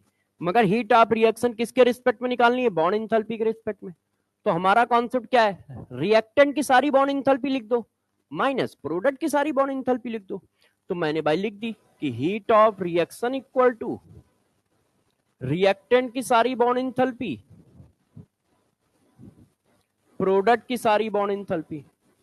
अब यार लिखना चालू करो, तो देखो रिएक्टेंट ये है, तो हमारे पास CH बॉन्ड कितने हैं, 1 2 3 4, CH बॉन्ड की एनर्जी ये है, तो ये एक बॉन्ड की है और यहां 4 मोल बॉन्ड है, तो भाई 4 का मल्टीप्लाई करोगे 410.5, ये CH बॉन्ड की आ गई। अच्छा, फिर C double bond C bond है 1, C double bond C double bond C की एनर्जी ये, तो 1 इंटू 606.1, फिर इस मालिक्यूल के सारे बॉन्ड काउंट हो गए, कोई बचा तो नहीं। अब इस पे आओ, HH बॉन्ड कितना है 1, तो 1 मोल की एनर्जी कितनी दी है? 431.37। सारा रिएक्टेंट काउंट हो गया। कोई बॉन्ड देख लो छूट रहा हो तो, क्योंकि छूटना नहीं चाहिए। अब यहां आ जाओ तो CH बॉन्ड कितने हैं? 6 CH बॉन्ड है। CH बॉन्ड की सबसे नीचे लिखी है कि नहीं? अब एक बॉन्ड ये है CC बॉन्ड। CC बॉन्ड की कितनी है? 336 सारी लिख दी। सभी रिएक्टेंट की बॉन्ड इंथैल्पी लिख दी, सभी प्रोडक्ट की बॉन्ड इंथैल्पी लिख दी। अब डिफरेंस है, अब इसको सॉल्व कर लो। तो जब आप सॉल्व करते हो तो वैल्यू कितनी आती है बताइए? कितनी? -120। तो बच्चों की बात मैं मान लेता हूं और लिख देता हूं, ठीक है। और वैसे ये फर्जी है, ये यूनिट गलत लिखी है। रिएक्शन में पर मोल थोड़ी लगता है। रिएक्शन 1 मोल हुई है क्या भाई? 1 मोल प्रोडक्ट फॉर्म हो सकता है, 1 मोल रिएक्टेंट फॉर्म हो सकता है। रिएक्शन की एनर्जी पर मोल थोड़ी लिखते हैं यार। मगर चलो भाई ने लिख दी है तो हम लोग मान लेंगे, बुरा नहीं मानेंगे हम लोग, है ना? क्योंकि बुरा मान भी लेंगे तो कुछ कर पाएंगे नहीं। तो इससे अच्छा है ना मानो, खुशी रहो, दोनों लोग खुश रहते हैं। आ जाओ। तो बात समझ गए? इस तरह का क्वेश्चन आ रहा होगा। बस कुछ नहीं करना है, सारे बॉन्ड रिएक्टेंट के काउंट कर देना है, सारे बॉन्ड प्रोडक्ट के काउंट कर देना है, माइनस लगा देना है। अब इसके बाद जरा देखिए, बॉन्ड इंथैल्पी के बाद अब जो हमारी हीट है बहुत छोटी छोटी है डिफिनीशन टाइप की, मगर अभी भी 6-7 हीट है, मुझे नहीं लग रहा आज खत्म होगा, ठीक है। अब जरा देखिए, heat of hydration, heat of neutralisation, heat of dilution, ठीक है, heat of vaporisation, heat of sublimation, heat of fusion, bomb calorimeter, ठीक है। हैसला वैसे तो हम लोग पढ़ा ही चुके हैं। हैसला में बस यही बताया जाता है कि स्टेट फंक्शन है, वो सिर्फ साइंटिस्ट के रिगार्ड के लिए वो उन्होंने बना रखा है, मैं तो यूज ही नहीं करता, ठीक है। मगर हेडिंग लिखाऊंगा तो नहीं, लिखाऊंगा नहीं तो बच्चा बेचारा कहेगा कि यार ये हेडिंग ही गायब है। तो अभी और भी हेडिंग है, तो देखो हो जाए, नहीं तो कल करेंगे, उसमें क्या है। इसमें लिखना ज्यादा पड़ता है ना, इसलिए टाइम ज्यादा किल हो रहा है, क्योंकि मुझे कितना लिखना पड़ता है, और वैसे मैथमेटिकल होती तो लिखना कम पड़ता है, तो जल्दी खिसकता है। अच्छा कोई बात नहीं, वो तो ऐसी बात है। अब जरा देखो यार, अब हम बात करते हैं 3 हेडिंग की। कौन कौन सी हैं जरा देखिए। Heat of hydration. अब इन सब से क्या होता है, 4-5 साल में एक क्वेश्चन आता है या 10 साल में एक क्वेश्चन आता है, ऐसा है। वो जो 4 हेडिंग अभी हम लोग ने की है 3 क्लास में या 2 क्लास में, सिर्फ 4, वो इंपॉर्टेंट थी, इसीलिए उनमें हम लोग ने सारे क्वेश्चन भी किए, सब पॉइंट भी डिस्कस किए, सब कुछ। इनसे 10 साल में एक क्वेश्चन आएगा या 15 साल में आएगा या नहीं आएगा या 6 साल में एक आएगा, तो ये कम इंपॉर्टेंट होती है। हीट ऑफ हाइड्रेशन, हाँ इसीलिए तो पढ़ा रहा हूं। हाइट इस वाली हेडिंग से, इस वाली हेडिंग से 8-10 साल से तो कोई क्वेश्चन नहीं है। जब अलग अलग एग्जाम होते थे ना तब आया है, क्योंकि अलग अलग एग्जाम में किसी ना किसी में आ जाता है। 8-10 एग्जाम है नीट के भाई, यूपीसी पीएमटी अलग होता है, एम्स अलग होता है, ठीक है, बिहार का अलग हो रहा है, केरला का अलग हो रहा है, तो इतने सारे होते हैं तो किसी ना किसी में टिपक पड़ता है। अब क्या है, एक ही एग्जाम हो रहा है, तो किसी के भी आने की प्रोबेबिलिटी बहुत कम हो गई है। तो heat of hydration, heat of solution आएगा क्यों नहीं? हम लोगों का कब भाई, कोई रिश्तेदार तो है नहीं बनाने वाला पेपर, और ना हम पेपर आउट करा पाएंगे, इतना ना हम लोगों के पास पैसा है ना पावर है। तो जो हम लोगों के पास है वो लगाओ, मेहनत करना, पढ़ाना और पढ़ना।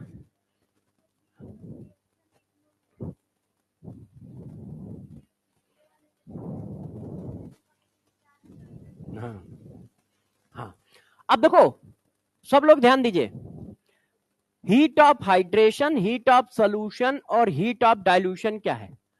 पेन रख दो, ठीक है, पहले समझ लो, क्योंकि समझना जरूरी है। देखिए, किसी मॉलिक्यूल में specific number of water add कर रहे हो तो उसको बोलते हैं हाइड्रेशन प्रोसेस।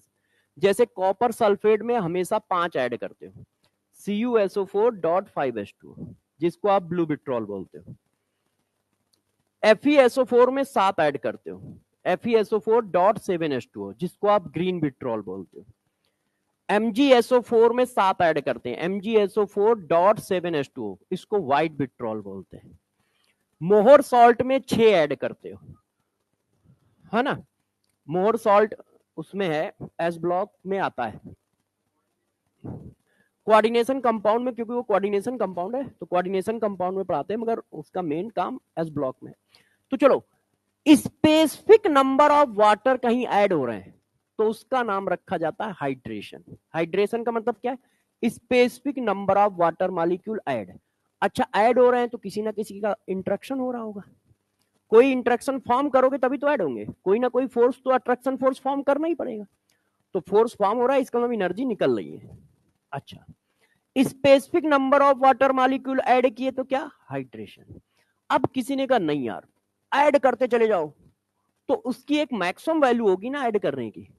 तो जब आप उसकी मैक्सिमम वैल्यू के पहुंच जाओगे, मतलब infinite water of molecule add हो गए, उसकी अपनी मैक्सिमम वैल्यू पे ऐड हो गए, मतलब सैचुरेशन। तो जब आप maximum water of molecule add कर देते हो, तब जो एनर्जी रिलीज होती है उसको बोलते हैं हीट ऑफ सॉल्यूशन। तो स्पेसिफिक वाले को बोलते हैं हाइड्रेशन, और उसकी मैक्सिमम लिमिट को बोलते हैं सॉल्यूशन। ठीक है। और इसके बीच में जितने वाटर मॉलिक्यूल ऐड कर रहे हो, 10, 20, 100, 200, 400, 500, 800, ये सब डाइल्यूशन है, ये सब डाइल्यूशन है। तो क्या हुआ? Specific number of water molecule add होंगे तो क्या होगा? हाइड्रेशन। तो अब आप छापिएगा नहीं, पहले समझिएगा। जैसे ये देखो, हमारा कॉपर सल्फेट है। अब कॉपर सल्फेट में मैंने 5 वाटर ऐड किए, तो यहां से यहां तक का प्रोसेस क्या हुआ? हाइड्रेशन। इसको आप क्या नाम दोगे? इसको नाम दोगे हाइड्रेशन, कि हाँ ये हाइड्रेशन प्रोसेस है। तो इस प्रोसेस का नाम हम लोग रखते हैं हाइड्रेशन।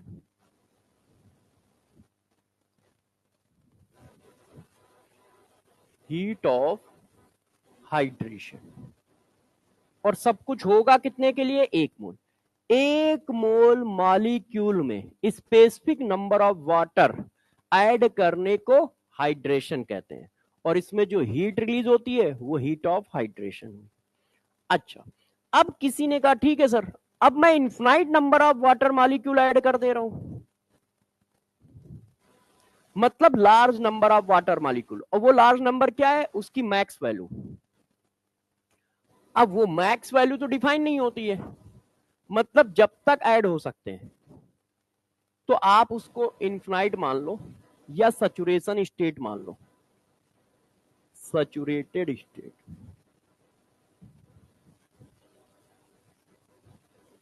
अब यदि आप यहां से यहां तक का प्रोसेस लो, कि आपने मॉलिक्यूल पकड़ा और इस मॉलिक्यूल में इन्फिनाइट वाटर ऐड कर डाले, मतलब जितने भी मैक्सिमम ऐड हो सकते थे उतने ऐड कर दिए, तो उसका नाम हुआ हीट ऑफ सॉल्यूशन।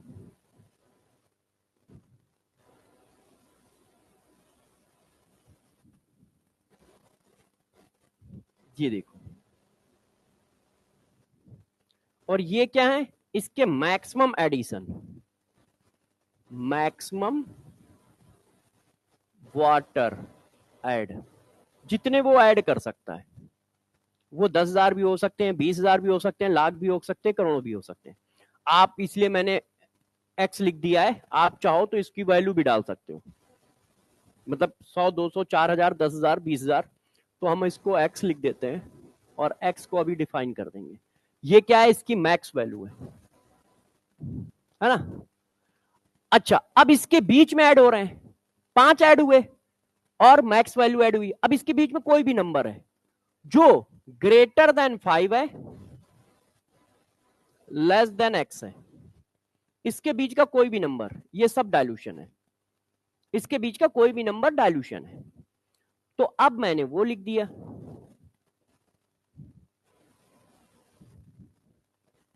इसमें क्या आ गया, CuSO4 डॉट YH। अब यदि प्रोसेस यहां से यहां तक है कि भाई प्रोसेस यहां से चला और यहां तक सिर्फ पहुंच रहा है, तो ये हीट ऑफ डाइल्यूशन है।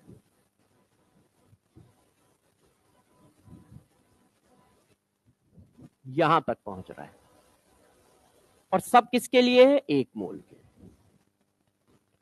सब किसके लिए है, 1 मोल के लिए। अब इस प्रोसेस को देख के बताओ, इंथैल्पी स्टेट फंक्शन है। इंथैल्पी यदि स्टेट फंक्शन है तो देख के बताओ, heat of hydration, heat of dilution और हीट ऑफ सॉल्यूशन का ऑर्डर क्या होगा। और ये सब के सब एक्सोथर्मिक होंगे, है ना, सब के सब क्या है, एक्सोथर्मिक है। ऑर्डर क्या होगा, अब जरा देखिए, पहले 5 ऐड हुए, फिर और आगे बढ़े, 100 200 400 800 ऐड हुए, फिर और आगे बढ़े, मैक्सिमम वैल्यू तक गया। इसका मतलब सबसे बड़ा प्रोसेस ये वाला है भाई। यदि 5 ऐड कर रहे हो, 100 एनर्जी रिलीज हो रही है, तो 10 20 50 100 ऐड करोगे तो उससे ज्यादा ही होगी। और सबसे ज्यादा ऐड कर रहे हो तो सबसे ज्यादा एनर्जी रिलीज होगी। तो इसका मतलब ऑर्डर क्या है, ये ऑर्डर है।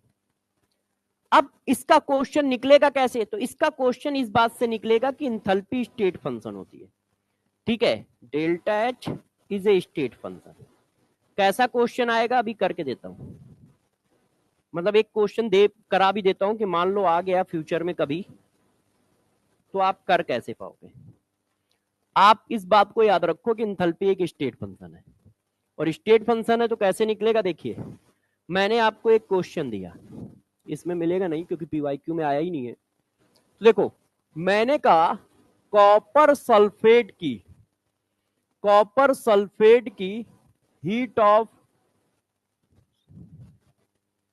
ये देखिए, कॉपर सल्फेट में मैंने 100 मॉलिक्यूल ऐड किए और ये आया, और इसकी वैल्यू मैंने आपको दे दी, ठीक है, -200 जूल, ठीक है। फिर मैंने कहा यदि मैं हाइड्रेटेड कॉपर सल्फेट में मॉलिक्यूल ऐड करता वाटर के और ये बनाता, तब एनर्जी रिलीज हो रही है 80 किलो जूल। अब मैं कह रहा हूं कैलकुलेट, 2 रास्ते हैं लिखने के, एक तो लैंग्वेज में, calculate heat of hydration of copper sulphate. एक तो हमने इस तरह से लैंग्वेज के फॉर्म में लिख दिया, या इसी रिएक्शन को लिख दिया। हीट ऑफ हाइड्रेशन का मतलब specific number of water molecule add करना, और कॉपर सल्फेट में कितने ऐड होते हैं, 5। तो या तो मैंने लैंग्वेज में लिख दिया जैसे ऊपर लिखा है, या फिर मैंने ऐसे पूछ लिया कि इसकी एनर्जी बताओ कितनी होगी। ये पॉइंट लगाना है कि इस प्रोसेस की एनर्जी बताओ, क्योंकि इस प्रोसेस का नाम ही तो heat of hydration of copper sulphate है। तो क्वेश्चन 2 तरह से पूछेगा कि 2 रिएक्शन लिखी, तीसरी की हीट पूछ ली। यदि वो तीसरी की हीट पूछता है तो तुम 2 मिनट में कर दोगे, क्यों, क्योंकि तुम्हें याद आ जाएगा मैथ्स वाला कॉन्सेप्ट लगाना है। रिएक्शन देके रिएक्शन पूछ रहा है तो हमें प्रोसेस से मतलब ही नहीं है, मैंने आपको पढ़ाया है, बस 2 इक्वेशन दी है, तीसरी निकालनी है। कैसे निकालनी है, जो मैथ्स में आता है वो चिपका दो। मगर यदि वो ऐसे लिखता है calculate heat of hydration of copper sulphate, तो आपके लिए एक काम बढ़ गया, मैथ्स वाला फार्मूला लगाने से पहले आपको वो रिएक्शन लिखनी पड़ेगी कि लानी कौन सी रिएक्शन है। अब डिफिनीशन नहीं पता है तो तुम रिएक्शन नहीं लिख पाओगे, क्योंकि हीट ऑफ हाइड्रेशन का मतलब क्या, ये पता तो होना चाहिए कि specific number of water molecule का एडिशन है। अब जैसे ही तुम्हें सारी बातें पता है तो तुम 2 मिनट में निपटा दोगे। 100 ऐड होने में इतनी निकल रही है, बाकी 95 ऐड होने में इतनी निकल रही है, ये 5 तो पहले से ऐड है ना, तो 0 से 5 ऐड होने में कितनी निकलेगी डिफरेंस, क्यों, स्टेट फंक्शन है। आप ऐसे ही तो चलोगे। देखो, मैंने आपको शुरुआत में ही बता दिया था, स्टेट फंक्शन होना बहुत गर्व की बात है। ये छोटा मोटा कॉन्सेप्ट नहीं है, ये घूम घूम के खूब लग रहा है और लगता रहेगा शुरुआत से लेके अंत तक। बस समझने की जरूरत है भाई। पहले 1 ऐड करोगे, 2 ऐड करोगे, 5 ऐड करोगे, फिर 100 जाओगे। तो ये एनर्जी आपको दी है कितनी? 80। और ये एनर्जी आपको दी है कितनी? 100। चेक करो। अच्छा 200, सॉरी 100 सोच के लिखा था, भूल गया होगा तो 200 लिख दिया होगा। हाँ। अब ये पूछ रहा है, तो जब स्टेट फंक्शन है तो एक स्टेप में जाओ या 10 स्टेप में जाओ, वैल्यू तो सेम ही होगी। एक स्टेप में आप डायरेक्ट चले गए थे, अब 2 स्टेप में जा रहे हो, पहले 5 फिर ये, तो इन दोनों का डिफरेंस कितना है? 120। और साइन कैसा रखोगे? माइनस। क्यों? क्योंकि एडिशन हो रहा है तो सब निगेटिव है। तो इसकी वैल्यू कितनी आ गई? ये आ गई। Heat of hydration of copper sulphate -120 आ गया। ठीक है। अब किसी ने का कॉन्सेप्ट कौन सा लगाया? स्टेट फंक्शन लगाया। हाँ माइनस कर देना, -200 -80 तो +80 हो जाएगा, तो -120 आ गया। क्यों? क्योंकि आपको ये रिएक्शन आनी है। अब देखो दूसरा रास्ता भी बता देता हूं, मैथ्स वाला। मैंने क्या कहा था? इक्वेशन देके इक्वेशन पूछे तो अपना मैथ्स की तरह सॉल्व कर दो। हमें ये इक्वेशन चाहिए, लेफ्ट में है, लेफ्ट में है, राइट में है, लेफ्ट में है, पलटी मारो है। अब पलटी मारोगे तो ये ऐसे हो जाएगा। आप चाहे जैसे सॉल्व कर दो, ये सारी एक ही बात है।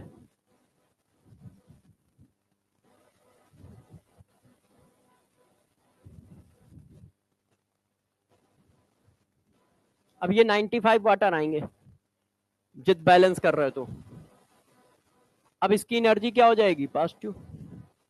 अब इसको तुमने इक्वेशन कहा 2, इसको कहा 1, ऐड कर दो। ये दूसरा मेथड है। तो ये और ये कट गए, क्योंकि ये लेफ्ट में लिखा है वो राइट में लिखा है। अब लेफ्ट वाले कौन है? CuSO4 प्लस ये 100 वाटर है और ये 95 है, तो 5 बचे उसके पास। लेफ्ट सारा खत्म हो गया। लेफ्ट में CuSO4 था, 100 थे, उधर 95 है, तो 5 बचे। और इधर का लेफ्ट कट ही गया है। अब राइट में आओ, इसका राइट कट गया है, अब इसका राइट क्या बचा है? CuSO4.5H2O, 95 माइनस हो चुके हैं। अब प्रोसेस सेम तो एनर्जी सेम। तुमने क्या किया है? दोनों को जोड़ा है, तो जोड़ दिया हमने। देखो सेम आंसर आ रहा है, क्योंकि ये दोनों सेम ही चीज होती है। बस आंखों का धोखा होता है, मन की आंखों में दोनों सेम चीज है। जब आप 2 रिएक्शन 3 रिएक्शन देके फाइनल रिएक्शन निकाल रहे होते हो, इसका मतलब ये होता है कि ये स्टेट फंक्शन है, इसलिए ऐसा कर सकते हो। जो स्टेट फंक्शन नहीं है उसमें नहीं कर सकते हो ये सब। तो यार ऐसे कर लो या वैसे कर लो, सब बात एक ही है। ठीक है।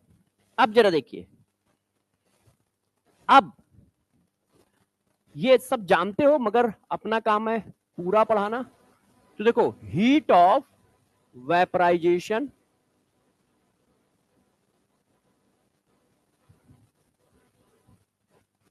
ठीक है, सब्लिमेशन एंड फ्यूजन। अब इनको जरा देखते हैं, इनकी हीट को कैसे डिफाइन करते हैं। इन पर क्वेश्चन आ सकता है। पीछे वाली हेडिंग बहुत बहुत ही कम इंपॉर्टेंट थी, बहुत बहुत कम। ये थोड़ी इंपॉर्टेंट है, क्योंकि ये जर्नल प्रोसेस है जो हम 9th 8th 10th 9th से पढ़ रहे होते हैं। तो इस पे क्वेश्चन वो कैसा भी बनाए तो सब कुछ सिलेबस में है। ठीक है। अब जरा देखो, वेपराइजेशन। वेपराइजेशन प्रोसेस क्या होता है? वेपराइजेशन में हम क्या करते हैं? लिक्विड से वेपर जाते हैं, इसको हम गैस ही मानते हैं। अब लिक्विड से वेपर जाओगे तो एंडोथर्मिक होगा। इसकी एनर्जी को हीट ऑफ वेपराइजेशन, ऐसे। अब मैंने क्या पढ़ाया है? सब कुछ किसके मोल के लिए होगा? 1 मोल के लिए। तो बस 1 मोल लिक्विड को वेपराइज कराने में जो हीट देनी पड़ती है उसको इंथैल्पी ऑफ वेपराइजेशन या हीट ऑफ वेपराइजेशन कहते हैं। 1 ही मोल का काम करना है। कहां से कहां जाना है? लिक्विड से वेपर। तो भाई छाप डाला, तो हमने लिख दिया total amount of heat required to vaporization of 1 mole liquid into its vapor। 1 mole liquid के वेपराइजेशन में जो हीट देनी पड़ेगी वो हीट ऑफ वेपराइजेशन है। अच्छा, फिर किसी ने कहा जरा इसको बताओ। हमने लिखा क्या? Heat of fusion.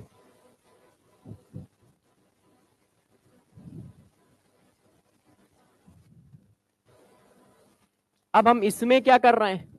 इसमें हम ये कर रहे हैं, सॉलिड से लिक्विड जा रहे हैं। अब जब सॉलिड से लिक्विड जाओगे तो भी एंडोथर्मिक है, सॉलिड से लिक्विड जाओगे तो भी एंडोथर्मिक है। अब यदि एंडोथर्मिक है तो करना क्या है? हमेशा 1 मोल का काम करना है। तो 1 मोल, हाँ ये देखो थोड़ा सा गलत लिखा है, हाँ ये मेल्टिंग हो जाएगा, फ्रीज करना है लिक्विड से सॉलिड। अच्छा, अब लिक्विड से सॉलिड जा रहे हो तो टेम्परेचर कम करना है, एनर्जी फिक्स करनी है, क्योंकि सॉलिड में माइग्रेशन है, लिक्विड में माइग्रेशन है, सॉलिड में वाइब्रेशन है। अपनी मीन पोजीशन पे बस वाइब्रेट कर पाता है, घूम थोड़ी पाता है। मगर पानी तो घूमता है, यहां डालो वहां तक जाएगा भी। हाँ अभी भी है, इक्विलिब्रियम है। ये सारे प्रोसेस इक्विलिब्रियम के ना, इंट्रोपी पे पढ़ाया है, ध्यान है, इंट्रोपी पे भी यही बात पढ़ाई है। अब करना क्या है? 1 मोल का करना है। 1 मोल लिक्विड को सॉलिड में कन्वर्ट करने के लिए जो हीट रिलीज होगी, क्योंकि ये एक्सोथर्मिक है, तो बस फिर छाप लो, total amount of heat release in conversion of 1 mole liquid into its solid form। है कि नहीं? 1 मोल लिक्विड को सॉलिड में कन्वर्ट करने के लिए जो हीट निकली, heat of fusion. 1 mole liquid को वेपराइज करने में जो हीट देनी पड़ी वो हीट ऑफ वेपराइजेशन। अब हीट ऑफ सब्लिमेशन।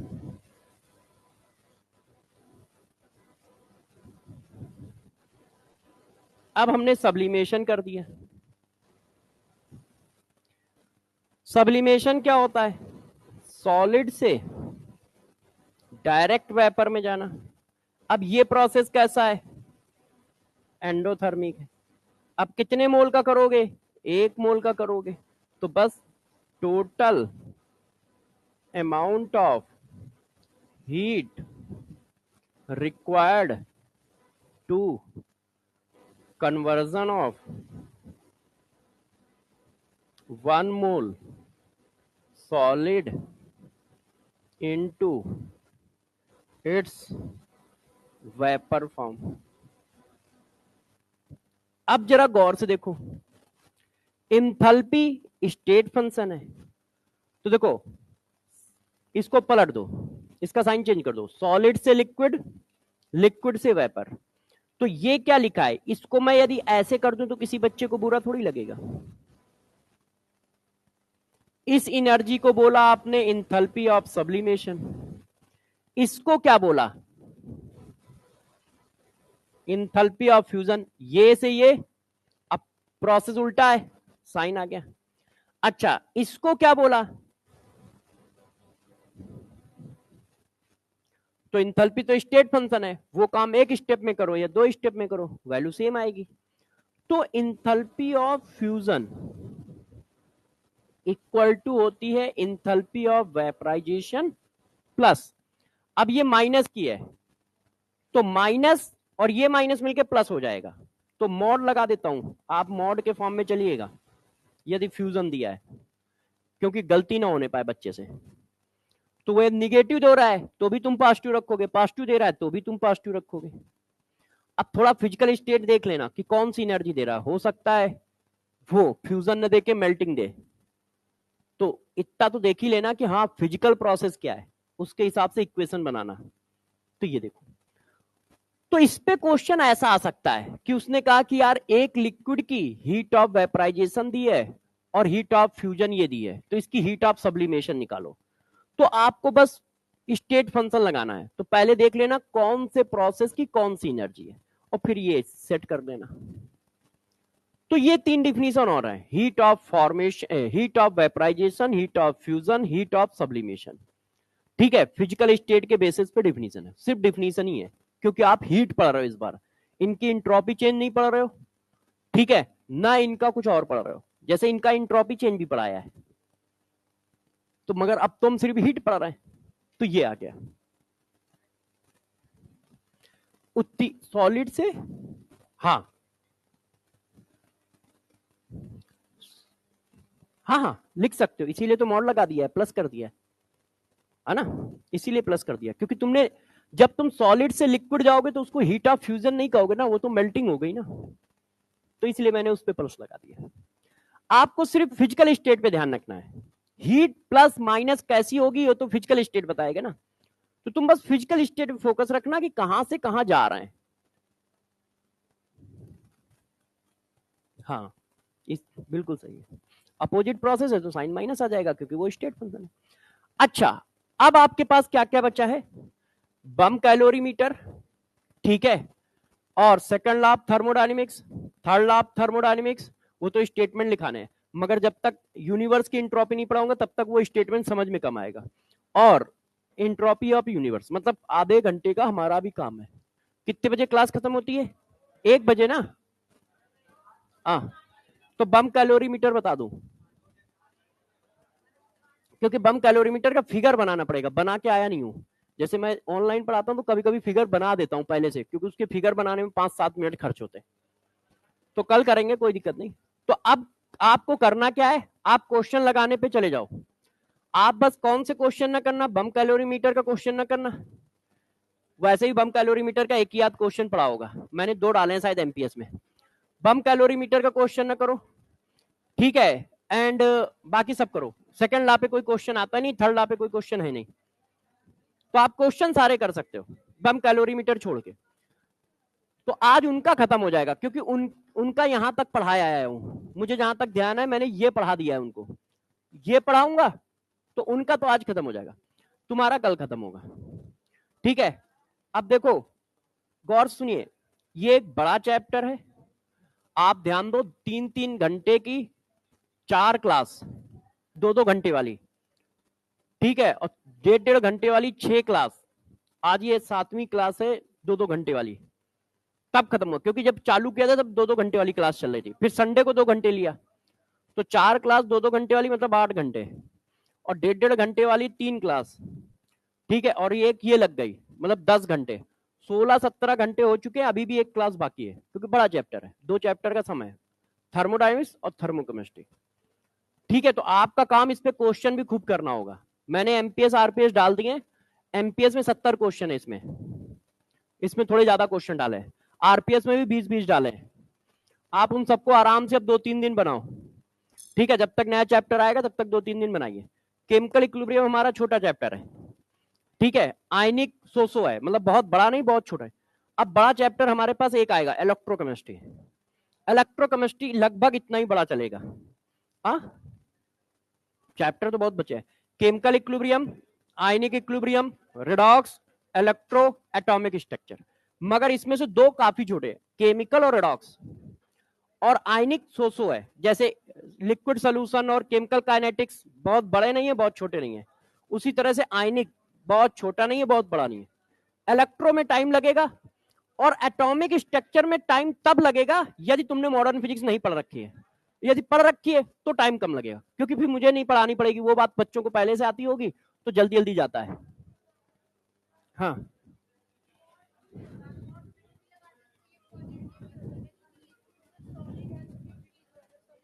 हाँ हाँ चलेगा, तो सभी लोग प्रैक्टिस करते रहो। मंडे को वो चैप्टर कौन सा होगा, केमिकल काइनेटिक्स का रिवीजन होगा मंडे को, वो जो ऑनलाइन क्लास होती है 8 बजे से लेके 11 बजे वाली, तो आप आराम से अभी उसके बारे में कुछ मत सोचो, बस संडे को सोचना या मंडे को क्लास स्टार्ट होने के 1 घंटे पहले सोचना। हाँ, आप टेस्ट की तैयारी करो, उसकी जरूरत ही नहीं है, इसीलिए मैंने मंडे को क्लास रखी है। एक केमिकल इक्विलिब्रियम जो शेड्यूल ऑनलाइन का है, हर बैच का एक ही ऑर्डर होता है मेरा, चाहे कोई भी बैच हो, जैसे किसी भी काम को कराने में कभी दिक्कत ना हो, ठीक है। तो यही शेड्यूल मंजिल का है, यही शेड्यूल मंजिल प्राइम का है, यही मंथन 1 का है, मंथन 2 का है, मंथन 1 2 3 4 5 6 सबका यही मैंने भेजा है। अब किसी ने चेंज कर दिया हो तो बात अलग है, मैंने सबके लिए यही शेड्यूल भेजा था कि इसी शेड्यूल से पढ़ाओ। तो चलो नेक्स्ट क्लास में मिलेंगे कल, ठीक है। कल इस चैप्टर को खत्म भी करेंगे, अगला चैप्टर हो सकता है स्टार्ट भी हो, केमिकल इक्विलिब्रियम स्टार्ट भी हो जाएगा, और साथ में हम लोग इसके कुछ क्वेश्चन भी करेंगे। नहीं, केमिकल इक्विलिब्रियम स्टार्ट होगा, एटॉमिक स्ट्रक्चर नहीं। एटॉमिक स्ट्रक्चर सबसे लास्ट में शेड्यूल में पढ़ा हुआ है, तो वो सबसे लास्ट में ही पढ़ाया जाएगा, क्योंकि एटॉमिक स्ट्रक्चर इंडिविजुअल है। आपको कुछ ना आता हो तो भी वो चैप्टर आ जाएगा, आपको बस फिजिक्स आती है, केमिस्ट्री में कुछ ना आता हो कोई जरूरत नहीं है, क्योंकि केमिस्ट्री की कोई चीज उसमें लगती नहीं है, वो पूरा फिजिक्स का चैप्टर है। वो केमिस्ट्री में सिर्फ लास्ट में लगता है, वो क्या बोलते हैं वो उसको बनाने में, वो क्या होता है यार, वो 1 2 3 4 लिखते हो, इलेक्ट्रॉनिक कॉन्फ़िगरेशन, बस उसके अलावा उसमें पूरा चैप्टर फिजिक्स का है। तो इसलिए उसमें जितनी ज्यादा फिजिक्स पढ़ लोगे उतना हमें आराम रहेगा, नहीं तो भी हमें बहुत कष्ट होगा, क्योंकि हमें वो बतानी पड़ेगी। केमिस्ट्री वाला फिजिक्स हमेशा आधी अधूरी बताता है, तो बच्चा भी बेचारा कंफ्यूज रहता है, तो हमें फिर ज्यादा पढ़ाना पड़ेगा उसमें। वैसे हमें लग रहा है मॉडर्न फिजिक्स आपकी हो गई है, तो हमें आराम रहेगा, हमारा जल्दी की जल्दी खिंचेगा। तो नेक्स्ट क्लास में मिलेंगे, प्रिपरेशन करते रहो, ठीक है। और बहुत जल्दी आपको एक और सीट मिलने वाली है, मतलब थर्ड राउंड का रिवीजन। तो आप पहले राउंड का कर दो, दूसरे राउंड का पहले में चलता है, थर्ड राउंड का आराम से आपको एक महीने में करना है। 4 के क्वेश्चन आप आराम से 1 महीने लगाओ, मगर कोशिश करो जल्दी लगाना, जैसे मेरे से पूछते भी जाओ, है ना।